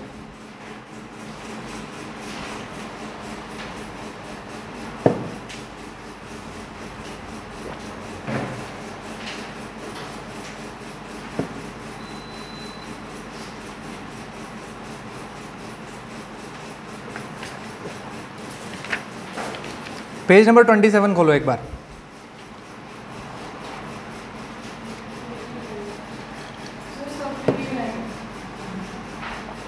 आप एनसीईआरटी नहीं लेकर आए? क्यों यार, आपको कहा था एनसीईआरटी लेकर आना। जिसके पास है एक बार खोलो। क्या ये आपकी है? यार ऐसे कैसे करते हो आप? कॉपी में लिखो अपने page number 27, page number 27 of the NCERT. Page number 27 of the NCERT में ये सारी चीज़ें लिखी हैं। इंट्रूसिव फॉर्म, इंट्रूसिव फॉर्म्स, और उस इंट्रूसिव फॉर्म्स में आपने तो मार्क किया हुआ है ना, आपने तो बनाया हुआ है ये कैसा दिख रहा है ना, बैथोलिथ, लेकोलिथ, फिर सिल और डाइक आपकी एनसीईआरटी में दिया है। आप एक बारी घर में जाके इसको देखोगे तो बात बन जाएगी। क्या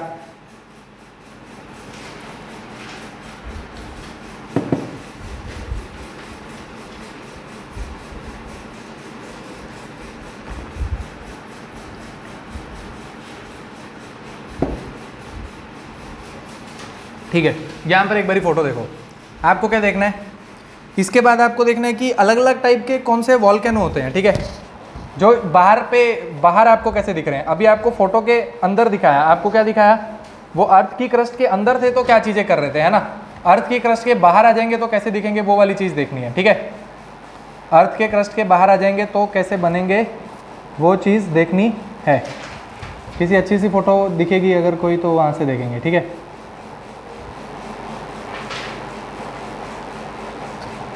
भाई आपकी एनसीईआरटी में ही सबसे अच्छी फोटो दी है, वैसे तो अब आप एनसीईआरटी नहीं लाए। दिया है ना, चलो कोई बात नहीं, हम निकालते हैं इधर।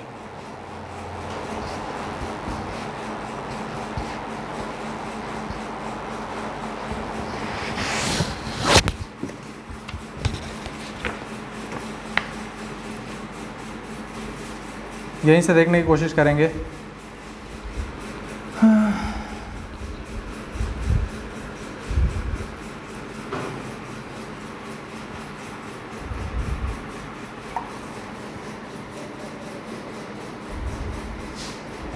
ये देखो क्या लिखा है, वॉल्केनोज माउंटेन्स ऑफ फायर। ठीक है, आपके बुक में आप घर जाओ और पेज नंबर 27 पढ़ लेना, वहाँ पर ये सारी चीज़ें दी हैं। कहाँ पर, पेज नंबर 27 पे। ठीक है, यहाँ से एक बारी देखते हैं कि ये टाइप्स ऑफ वॉल्केनो और ऊपर कैसे हमें अलग अलग तरह से दिखते हैं। ठीक है,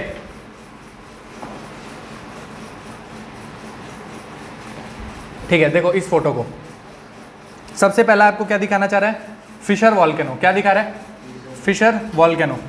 फिशर का मतलब क्या होता है, फिशर का मतलब होता है क्रैक, है ना। फिशर का मतलब क्या होता है, फिशर का मतलब होता है क्रैक आ जाना। ठीक है, तो फिशर वॉल्केनो कहाँ पर, किसी जगह पे कोई फिशर डेवलप हुआ होगा, वहाँ से वो चीज़ ऊपर की तरफ निकल रही होगी, तो दिखने में फ़ोटो उसकी कैसी होगी, पहले वाला जैसा दिख रहा है उसकी तरह फिशर वॉल्केनो।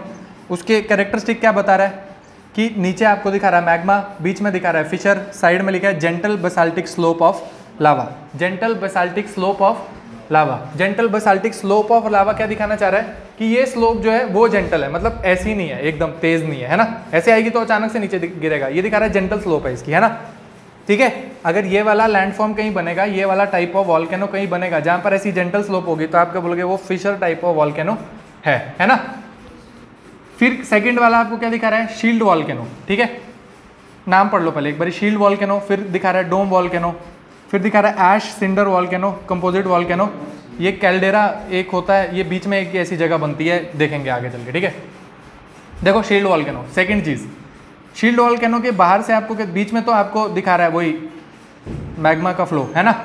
बीच में ऐसे मैग्मा है, साइड में gentle slope of basaltic flow, बीच में ये वेंट। वेंट मतलब ये जहाँ से ये चीज़ बाहर निकलेगी उसके बीच, जैसे आपको वो पहाड़ के बीच में से दिखता है ना, जहाँ से आपका मैग्मा बाहर आता है ना, उस चीज़ को क्या बोला है, वेंट, है ना। ठीक है, दिखने में ऐसा है, इस चीज़ को आप बोलोगे shield volcano. Shield volcano actual में क्या होता है कि इसकी ऐसे बहुत ज़्यादा आपको हाइट नहीं दिखेगी, ये ऐसे करके होगा, जैसे मैं दिखाता हूँ आपको। मतलब जो आपका शील्ड वॉल्केनो होगा वो कंपोजिट वॉल्केनो की तरह ऐसे बहुत ऊंचा लंबा नहीं होगा। शील्ड वॉल्केनो आपका ऐसे होगा, हाइट इसकी जेंटल स्लोप होगी हाइट की। ठीक है, जो माउंटेन जिसमें से ये शील्ड वॉल्केनो निकलेगा उसकी ऐसे ऊंचा नहीं होगा, वो उसकी जेंटल स्लोप होगी, एक टाइप से छोटी हाइट का होगा। ठीक है, ठीक है, शील्ड वॉल्केनो। फिर आपको क्या दिखा रहा है, डोम वॉल्केनो, ठीक है। डोम वॉल्केनो शायद आपके एनसीईआरटी में नहीं दिया है, फिर भी आप एक बार पढ़ लो। बीच में वेंट, साइड में magma, steep convex slope from thick fast cooling lava. मतलब एक टाइप से आपको दिखा रहा है कि इसकी जो स्लोप है वो बहुत ज़्यादा स्टीप है, इसकी जो स्लोप है वो बहुत ज़्यादा स्टीप है। फिर आपको एक अलग टाइप का वॉल्केनो दिखा रहा है, लिख रहा है ऐश सिंडर वॉल्केनो, ऐश सिंडर वॉल्केनो या फिर सिंडर कोन वॉल्केनो। बीच में दिखा रहा है वेंट, साइड में दिखा रहा है मैग्मा और बीच में आपको दिखा रहा है ऐश, ठीक है।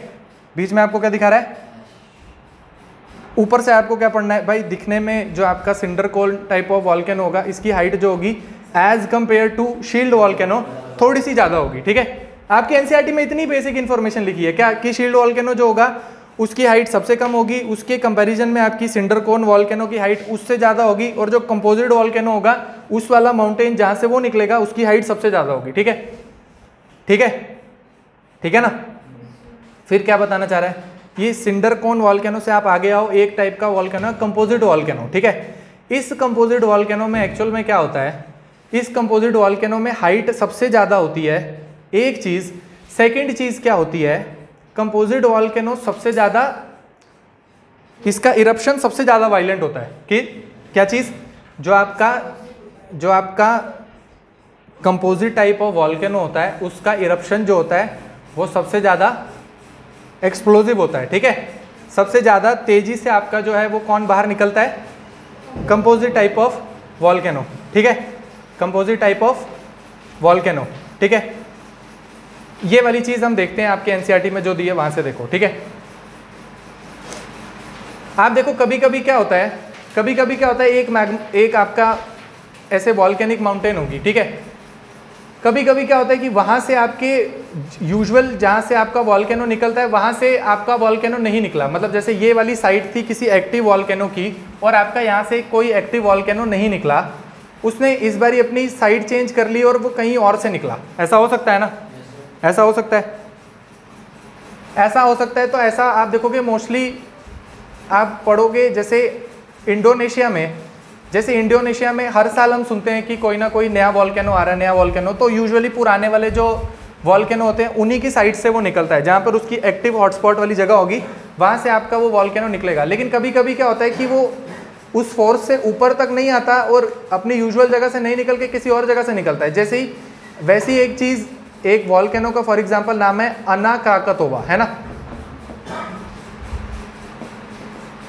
ठीक है। मतलब क्राकातोवा, माउंट क्राकातोवा एक जगह है जहाँ पे आपका वॉल्केनो निकलता है, ठीक है। और अना क्राकातोवा का मतलब क्या है, चाइल्ड ऑफ क्राकातोवा, मतलब वो कोई नई जगह से अब इस बार निकला है, ठीक है, ठीक है।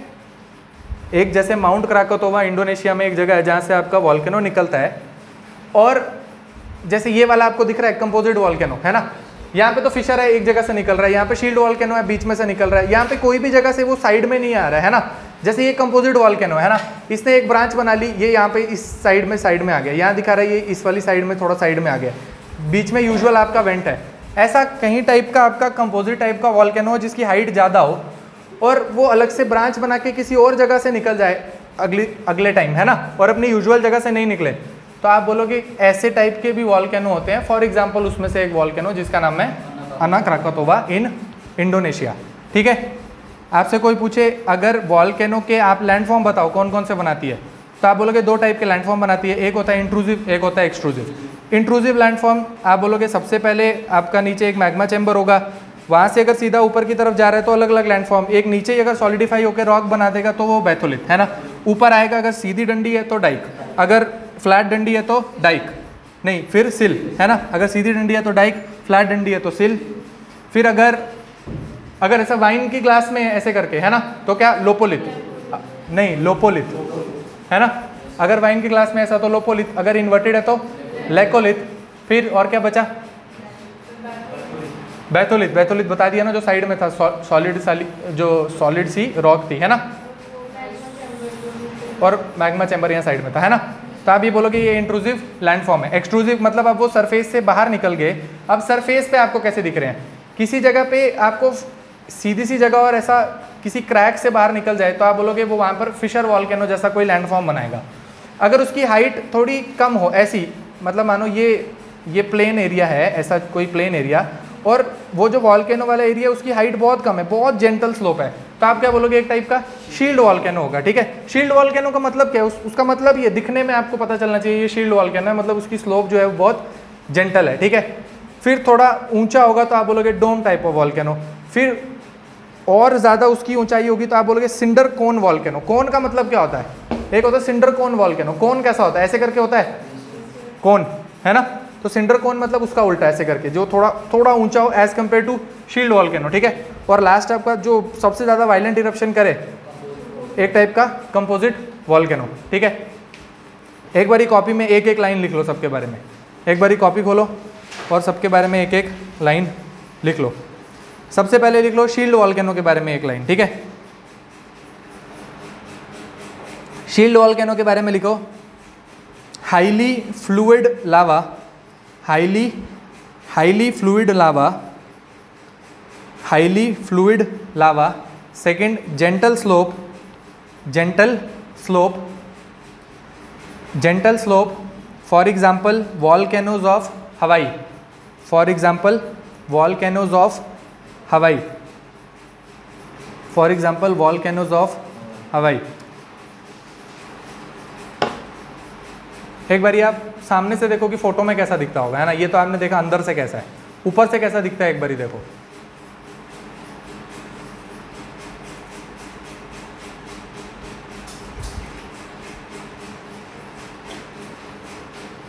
ये दिखा रहा है, ये फोटो दिख रही है आपको, ये फोटो दिख रही है, ये सेम फोटो ऊपर है ना, यही फोटो है और ये फोटो ऊपर है, मतलब ऐसे करके है, छोटा सा ऐसा है, ऐसे नीचे दिखा रहा है, ये छोटा सा ऐसे है और इसके नीचे यहाँ से निकल के ऊपर की तरफ आ रहा है ना, है ना, एक टाइप का क्या शील्ड वॉल्केनो। ठीक है, शील्ड वॉल्केनो, वहाँ पे वो साइड वाली जगह में भी दिखा रहा है, छोटी सी उसकी स्लोप है ना, शील्ड वॉल्केनो। सेकंड लिखो सिंडर कोन वॉल्केनो, सेकंड लिखो cinder cone volcano. Cinder cone volcano के बारे में लिखो, less fluid lava, less fluid lava, cinder cone volcano में less fluid lava, andesitic in nature, less fluid lava, andesitic in nature. फिर वो एंडोसाइटिक in nature है तो सॉलिडिफाइज एट शॉर्ट डिस्टेंस, वो आपको समझ आ जाएगी, है ना। ठीक है, इसमें से एक्चुअल में ज़्यादा क्या निकलता है, आप बोलोगे इसकी हाइट तो लेस है, but dust and ashes are frequent in cinder cone volcano. Dust and ashes are frequent in cinder cone volcano. किसमें, सिंडर कोन वॉल्केनो। ठीक है, सिंडर कोन वॉल्केनो।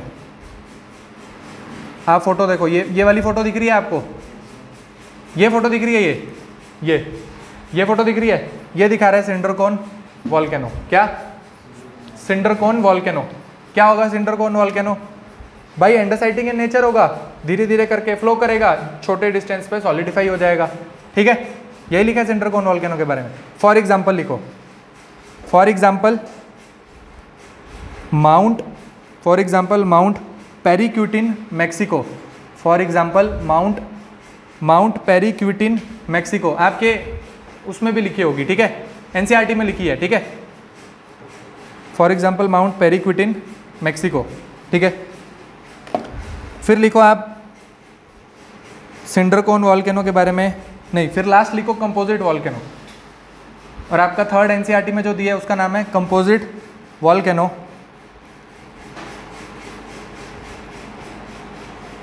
ठीक है, कंपोजिट वॉल्केनो के बारे में लिखो, इरप्शन इज वेरी स्लो, नहीं, कंपोजिट वॉल्केनो इज एक्सप्लोजिव, है ना, explosive in nature, explosive in nature. along with lava large quantity of, ठीक है, pyroclastic material and ashes, large quantity of pyroclastic material and ashes जो है अर्थ के नीचे से निकल के बाहर की तरफ आ रही हैं, ठीक है। अर्थ के नीचे से निकल के ये ऐश वगैरह जो है ये बाहर की तरफ आ रही है। आपका घर पे क्या काम है? आपका घर पे काम है, आपका घर पे काम है कि आपने ये पेज नंबर 26 के ऊपर जाना है, 27 के ऊपर जाना है। यहाँ पर इस चैप्टर में सबसे पहले आप इस चैप्टर को खोलोगे, इस चैप्टर को खोलोगे, chapter number 3 interior of the earth. Interior of the earth के बारे में आपको दिखा रहा है S wave, P wave, surface wave, shadow zone, ये सारी चीज़ें हमने पढ़ ली। फिर आपको दिखा रहा है अर्थ की क्रस्ट। अर्थ की क्रस्ट इतनी मोटी होती है, किसी किसी जगह पे कॉन्टिनेंटल क्रस्ट 30 किलोमीटर की डीप में होती है, ठीक है। हिमालयन रीजन में 70 किलोमीटर तक होती है, ठीक है, ठीक है। ये बताना चाह रहे हैं हिमालयन रीजन में 70 किलोमीटर तक क्यों है? माउंटेन्स वगैरह है ना, इसलिए 70 किलोमीटर तक आपकी अर्थ क्रस्ट चली गई है, ऐसी चीज़ लिख रहा है। फिर नेक्स्ट पेज में आओगे तो लिख रहा है volcanoes and volcanic landforms. Volcano and volcanic landforms, सबसे पहले लिख रहा है volcano classified on the basis of nature of eruption, ठीक है। एनसीईआरटी में क्या लिखा है? Volcanoes classified on the basis of eruption. पहला लिख रहा है शील्ड वॉल्केनो, उसमें आपकी example Hawaiian volcano are the most famous example, ठीक है।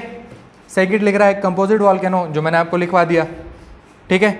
और फिर आपका फिर वही मिड ओशनिक रिज में कोई वॉल्केनो होते हैं, वो सारी चीज़ बातें मैंने आपको बता दी, है ना, ठीक है। और लास्ट लिख रहा है वॉल्केनिक लैंडफॉर्म, इंट्रूजिव लैंडफॉर्म, और उसमें ये सारी चीज़ें, घर में जाओ और ये वाली चीज़ पढ़ लो, ये वाला चैप्टर, ठीक है। नेक्स्ट चैप्टर जो है इसमें चैप्टर नंबर 4, उसमें लिख रहा है कॉन्टिनेंटल ड्रिफ्ट थ्योरी, फिर डिस्ट्रीब्यूशन ऑफ फॉसिल, ये सारी चीज़ें हमने पढ़ी, है ना। क्या कॉन्टिनेंटल ड्रिफ्ट थ्योरी एविडेंस क्या बोल रहा है? Matching of continent, rock of the same age, है ना, ये सारी चीज़ें हमने पढ़ ली है ना, मतलब ये चैप्टर हमने पढ़ लिया है। ये वो वाली चीज़ जो मैं आपको बता रहा हूँ, क्या कि अर्थ की, इंडिया की प्लेट ऐसे ऐसे करके ऊपर गई, है ना, और यहाँ यूरेशियन प्लेट से टकराई, बीच में आपका रियूनियन हॉटस्पॉट अभी इस यहाँ पर दिया है, तो आप समझ जाओ। एक्चुअल में इंडियन ज्योग्राफी जब पढ़ेंगे, फॉर्मेशन ऑफ द हिमालयाज तब देख लेंगे, है ना, ठीक है। इससे नेक्स्ट चैप्टर क्या है? लैंडफॉर्म्स। नेक्स्ट चैप्टर क्या है? लैंडफॉर्म, और उसमें क्या दिया है? सेडिमेंट। इसमें कुछ भी नहीं दिया है, ठीक है। चैप्टर नंबर 5 में कुछ भी नहीं है। चैप्टर नंबर 5 में क्या दिया है?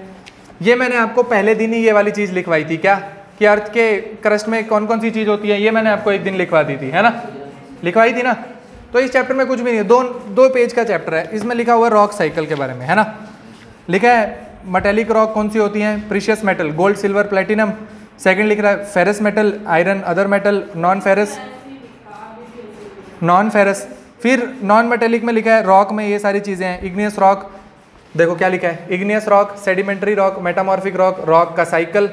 बस चैप्टर खत्म, चैप्टर खत्म, ठीक है, ठीक है। मतलब हमने चैप्टर नंबर 5 तक भी देख लिया है, ठीक है, चैप्टर नंबर 5 तक देख लिया है। फिर चैप्टर नंबर 6 क्या बता रहा है आपका? चैप्टर नंबर 6 आपका कोई काम की चीज़ बता रहा है, चैप्टर नंबर 6 पढ़ लेंगे, ठीक है, ठीक है, ठीक है। अभी क्लास खत्म नहीं कर रहे, अभी 2-3 चीज़ें हैं, यहीं पर आप देख लो। क्या आपने वॉल्केनो देखा? वॉल्केनो कैसे आता है, क्यों आता है? यहाँ से आपका कोई भी एक्चुअल में मेंस का लिखने वाला क्वेश्चन नहीं बनता है। ये ऐसी छोटी छोटी वाली जो फैक्चुअल इन्फॉर्मेशन है, बस वही आपको प्रीलिम्स के लिए याद रखनी है ना। केएस का प्रीलिम्स हो या फिर यूपीएससी का प्रीलिम्स हो, ये छोटी छोटी इन्फॉर्मेशन आपको याद रखनी है। घुमा फिरा के वही बेसाल्ट और एंडासाइट की प्रॉपर्टी के बीच में से ही कुछ पूछेगा, ठीक है। क्या एंडासाइट और बेसाल्ट की प्रॉपर्टी के बीच में से ही कोई एमसीक्यू बनेगा, ठीक है। फिर आप यही पढ़ ही रहे हो तो एक फोटो देख लो। यहाँ पर एक चीज़ होती है जिसको बोलते हैं गीजर, और एक चीज़ होती है जिसको क्या बोलते हैं? क्या? हॉट स्प्रिंग, है ना। एक चीज़ होती है जिसको बोलते हैं गीजर, एक चीज़ होती है जिसको बोलते हैं हॉट स्प्रिंग। एक बार आप देखो गीजर कैसा दिखता होगा, ये वाला, है ना, वो वाला नहीं। ये गीजर दिख रहा है आपको? ये एक मोस्ट फेमस गीजर है ऑफ द वर्ल्ड। कहाँ पर दिखता है वो? येलोस्टोन नेशनल पार्क, है ना। आप यहाँ पर डालो येलोस्टोन गीजर, येलोस्टोन, है ना। हाँ हाँ, है ना। अभी हम देखेंगे क्या मतलब हुआ इसका। ये क्या है? गीजर है एक टाइप का, है ना, एक टाइप का गीजर है। गीजर और हॉट स्प्रिंग में क्या डिफरेंस होता है, बात समझो। गीजर और हॉट स्प्रिंग दोनों ही एक टाइप से पानी का, एक गर्म पानी का एक जरिया है ना, जहाँ से आपका गर्म पानी निकलता है अर्थ की क्रस्ट के नीचे से। अर्थ की क्रस्ट के नीचे से जहां आपका गर्म पानी निकलता है, उसके दो तरीके हैं। एक क्या है, गीज़र की तरह से निकल सकता है बाहर, या हो सकता है हॉट स्प्रिंग।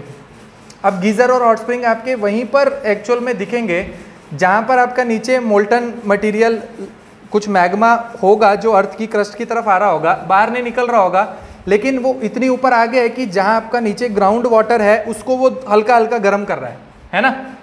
आपको हर जगह तो नहीं दिखेगा ना गीज़र, हर जगह ना गीज़र दिखेगा, हर जगह ना हॉट स्प्रिंग दिखेगा। कहाँ पर दिख सकता है, वहीं पर दिख सकता है भाई। पानी तो एक्चुअल में वाटर टेबल तो अर्थ की क्रस्ट में रहता है, वाटर टेबल जो है वो तो अर्थ की क्रस्ट में ही है ना, मेंटल में थोड़ी चला गया। लेकिन आपके मेंटल से कुछ जो मोल्टन मटेरियल है वो ऊपर की तरफ आ रहा है और आपके क्रस्ट के वाटर टेबल के पानी को हल्का सा कहीं गर्म कर रहा है ना।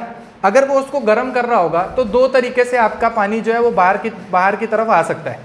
वो कैसे आ सकता है, एक चीज़ हो सकती है जिसको बोलते हैं गीज़र, एक चीज़ होती है जिसको बोलते हैं हॉट स्प्रिंग।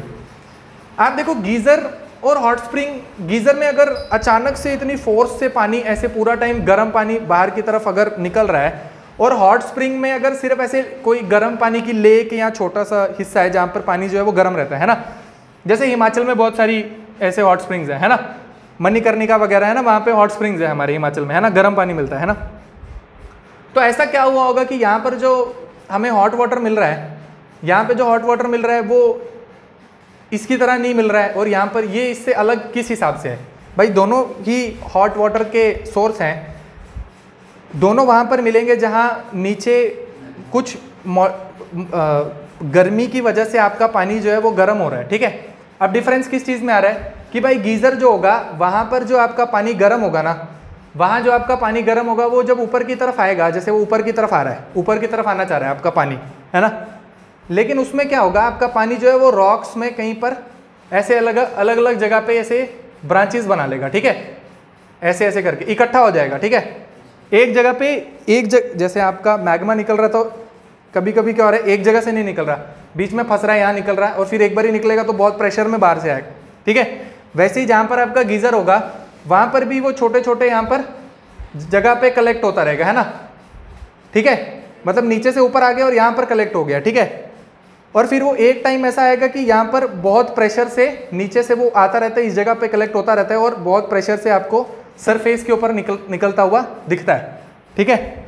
अगर ऐसा कहीं हो रहा है फिनोमेना तो आप क्या बोलोगे, वहाँ पर गीज़र है। और यहाँ पर हॉट स्प्रिंग में तो आप बोलोगे कि यहाँ पे लेक है और उस लेक के नीचे कुछ ऐसा वॉल्केनिक एक्टिविटी की वजह से आपका जो पानी है वो ऑल ओवर द ईयर आपका जो है वो गर्म रहता है, ठीक है। इसके ऊपर कोई हाई फाई सवाल आने वाला नहीं है, आपको बेसिक डिफरेंस पता होना चाहिए किसके बीच में, गीज़र और हॉट स्प्रिंग के बीच में। गीज़र और हॉट स्प्रिंग के बीच में क्या डिफरेंस है भाई, geyser violent eruption of the hot water from the earth crust, और हॉट स्प्रिंग क्या है, वो भाई गर्म पानी की कोई लेक कहाँ प्रेजेंट होंगी भाई, वहाँ पर जहाँ पर नीचे अगर अर्थ के कोई ये वॉल्केनिक एक्टिविटी की वजह से आपका ग्राउंड वाटर जो है वो गर्म हो रहा है ना, वहाँ पर आपको ये दिखेगा, ठीक बात है। तो जहाँ पर आपको दिख रहा है ये, इसका मतलब समझ जाना वहाँ पर कहीं आसपास कोई ना कोई वॉल्केनिक एक्टिविटी है प्रेजेंट। ज़रूरी नहीं है वहाँ पे एक्चुअल में कोई वॉल्केनो हो ही, है ना, लेकिन कुछ ना कुछ अर्थ के अंदर ऐसा हो रहा है जहाँ पर आपको ये चीज़ दिख रही है, ठीक है। अब ये इसके साथ वाला टॉपिक था तो मैंने यही बता दिया। अभी अलग से आपको किसी दिन आप बोलो गीज़र और ये नहीं बताया, तो इसीलिए मेरे को लगा यहीं पे मैं आपको बता देता हूँ। और आपकी बुक में एनसीईआरटी में इससे ज़्यादा कुछ नहीं लिखा है, ठीक है। एक और टॉपिक आता है जो इसी के साथ आता है, उसको क्या बोलते हैं, जियोथर्मल एनर्जी। जियोथर्मल एनर्जी, कभी आपने जियोथर्मल एनर्जी के बारे में सुना है? जियोथर्मल एनर्जी के बारे में सुना है? क्या होता है जियोथर्मल एनर्जी?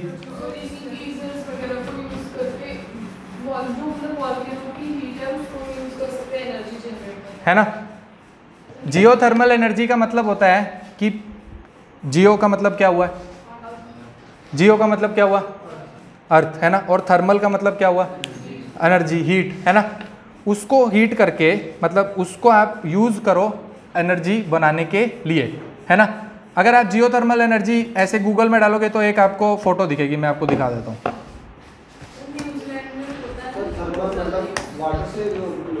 नहीं, वाटर नहीं, थर्मल कैसे वाटर होता है, थर्मल मतलब हीट, है ना, वाटर क्या होता है, हाइड्रो।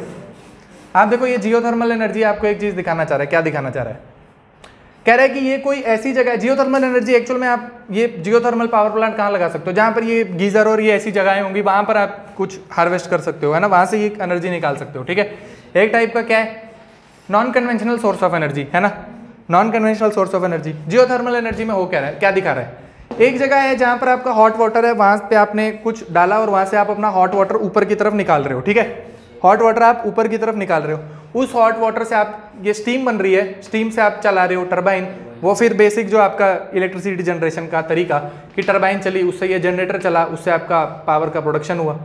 लेकिन जो पानी आपने यहाँ से ऊपर लेकर गए हो, है ना, जो पानी आप यहाँ से हॉट वाटर ऊपर लेकर गए हो, उसकी स्टीम से आपने ये चीज़ बनाई, उसको आपने यहाँ पे कूलिंग टावर लगा के वापस से इंजेक्ट भी करना है, क्योंकि because this area is naturally blessed कि यहाँ पर अगर पानी होगा तो वो गर्म हो जाता है, ठीक है, तभी आपका प्लांट वहाँ सर्वाइव कर पाएगा। जितना पानी आप यहाँ से हॉट वाटर ले रहे हो और कूलिंग टावर से उसको ठंडा करके वापस इंजेक्ट कर रहे हो ताकि वो नीचे वापस जाए, फिर से परमिएट करे नीचे, और फिर इस जगह पे कहीं पर जहाँ पर एक्चुअल में वो गर्म जगह है और जहाँ पे पानी गर्म हो जाता है वहाँ से आप फिर से उसको निकाल पाओ, है ना। ऐसे तो आप पानी निकाल दोगे तो पानी खत्म हो जाएगा, ठीक है, तो आपका जियोथर्मल प्लांट वहाँ सर्वाइव नहीं करेगा, है ना।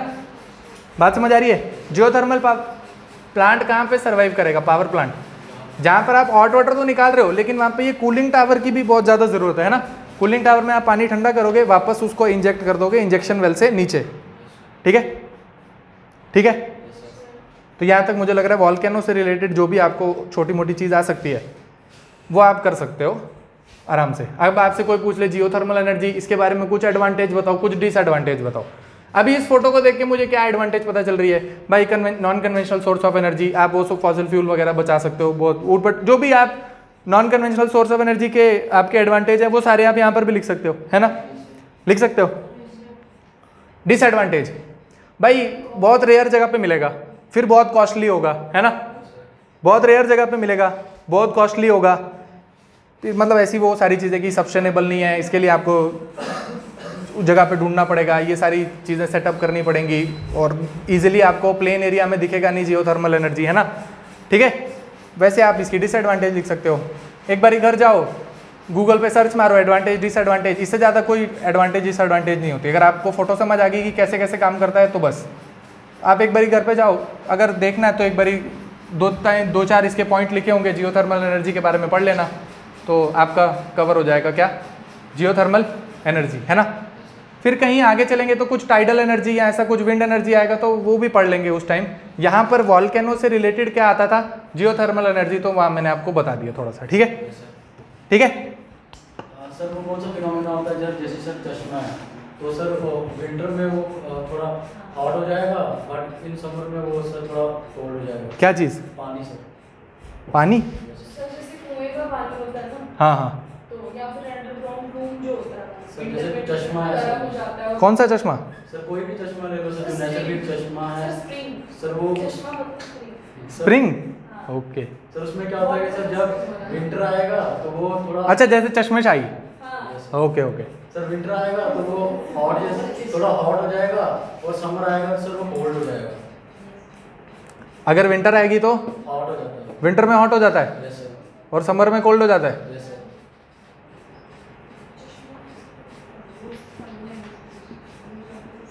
कुछ तो फिनोमिना होगा, मुझे नहीं पता। सर इसका ये होता है कि वो असल में पानी जो होता है ना वो ग्राउंड वाटर होता है, उसका टेम्परेचर चेंज नहीं होता है, जो बाहर का एटमॉस्फेयर है ना उससे हमें लगता है कि ये वो चेंज नहीं, वो वही टेम्परेचर। चलो ठीक है, मैं कल बता दूंगा आपको, कल बता दूंगा, ठीक है, कल बता दूंगा, आप अभी के लिए इतना याद रखो। कल वापस से मिलेंगे तो फिर इससे आगे बढ़ेंगे, कुछ और देखेंगे। वॉल्केनिज्म पढ़ लिया, कुछ और देखेंगे, क्या सुनामी देख लेंगे, ठीक है, सुनामी देख लेंगे और देखेंगे कि सुनामी एक्चुअल में कैसे आती है, उससे बचने के तरीके, इंडिया ने कौन से अर्ली वार्निंग सिस्टम इंस्टॉल किए 2004 की सुनामी के बाद, और यहाँ से बनने वाला कुछ मेंस का क्वेश्चन बन सकता है तो देखेंगे।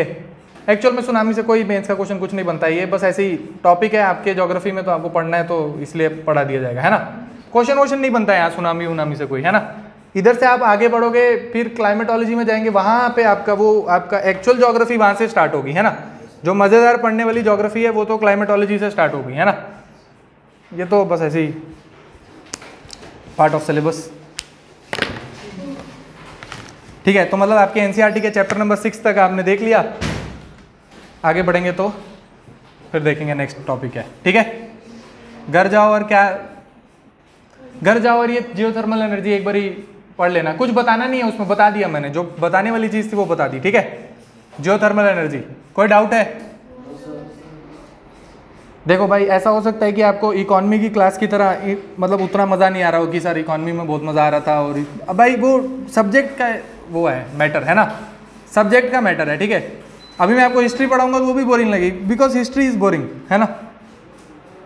तो अभी ऐसा मैं आपको कोई एक्चुअल में नया मज़ा नहीं दे सकता। अगर वॉल्केनो कोई लैंडफॉर्म बना रहा है तो पढ़ने पड़ेंगे, है ना। अभी मैं आपको कुछ उसमें हेल्प नहीं कर सकता, मैं दिखा सकता हूँ फ़ोटो से। मैंने सर से इतना बोला कि सर अगर ज्योग्राफी मेरे को पढ़ानी है आप दोगे तो मेरे को प्रोजेक्टर चाहिए चलता हुआ, है ना, ताकि आपको फ़ोटो दिखे। फ़ोटो नहीं देखोगे तो आपको समझ नहीं आएगी, फिर कुछ मज़ा नहीं आएगा। मैं ऐसे आपको हवा में बोलूँ भाई ये डाइक होता है, कैसे आपको पता चलेगा डाइक होता है ना, ठीक है। फ़ोटो देखोगे तो पता चल सकता है। बस आप ज्योग्राफी को घर जाके एक बार रिवाइज करो, साथ बने रहो, और ठीक है। चलो आज के लिए बहुत है, कल मिलते हैं। अभी आपकी क्लास है।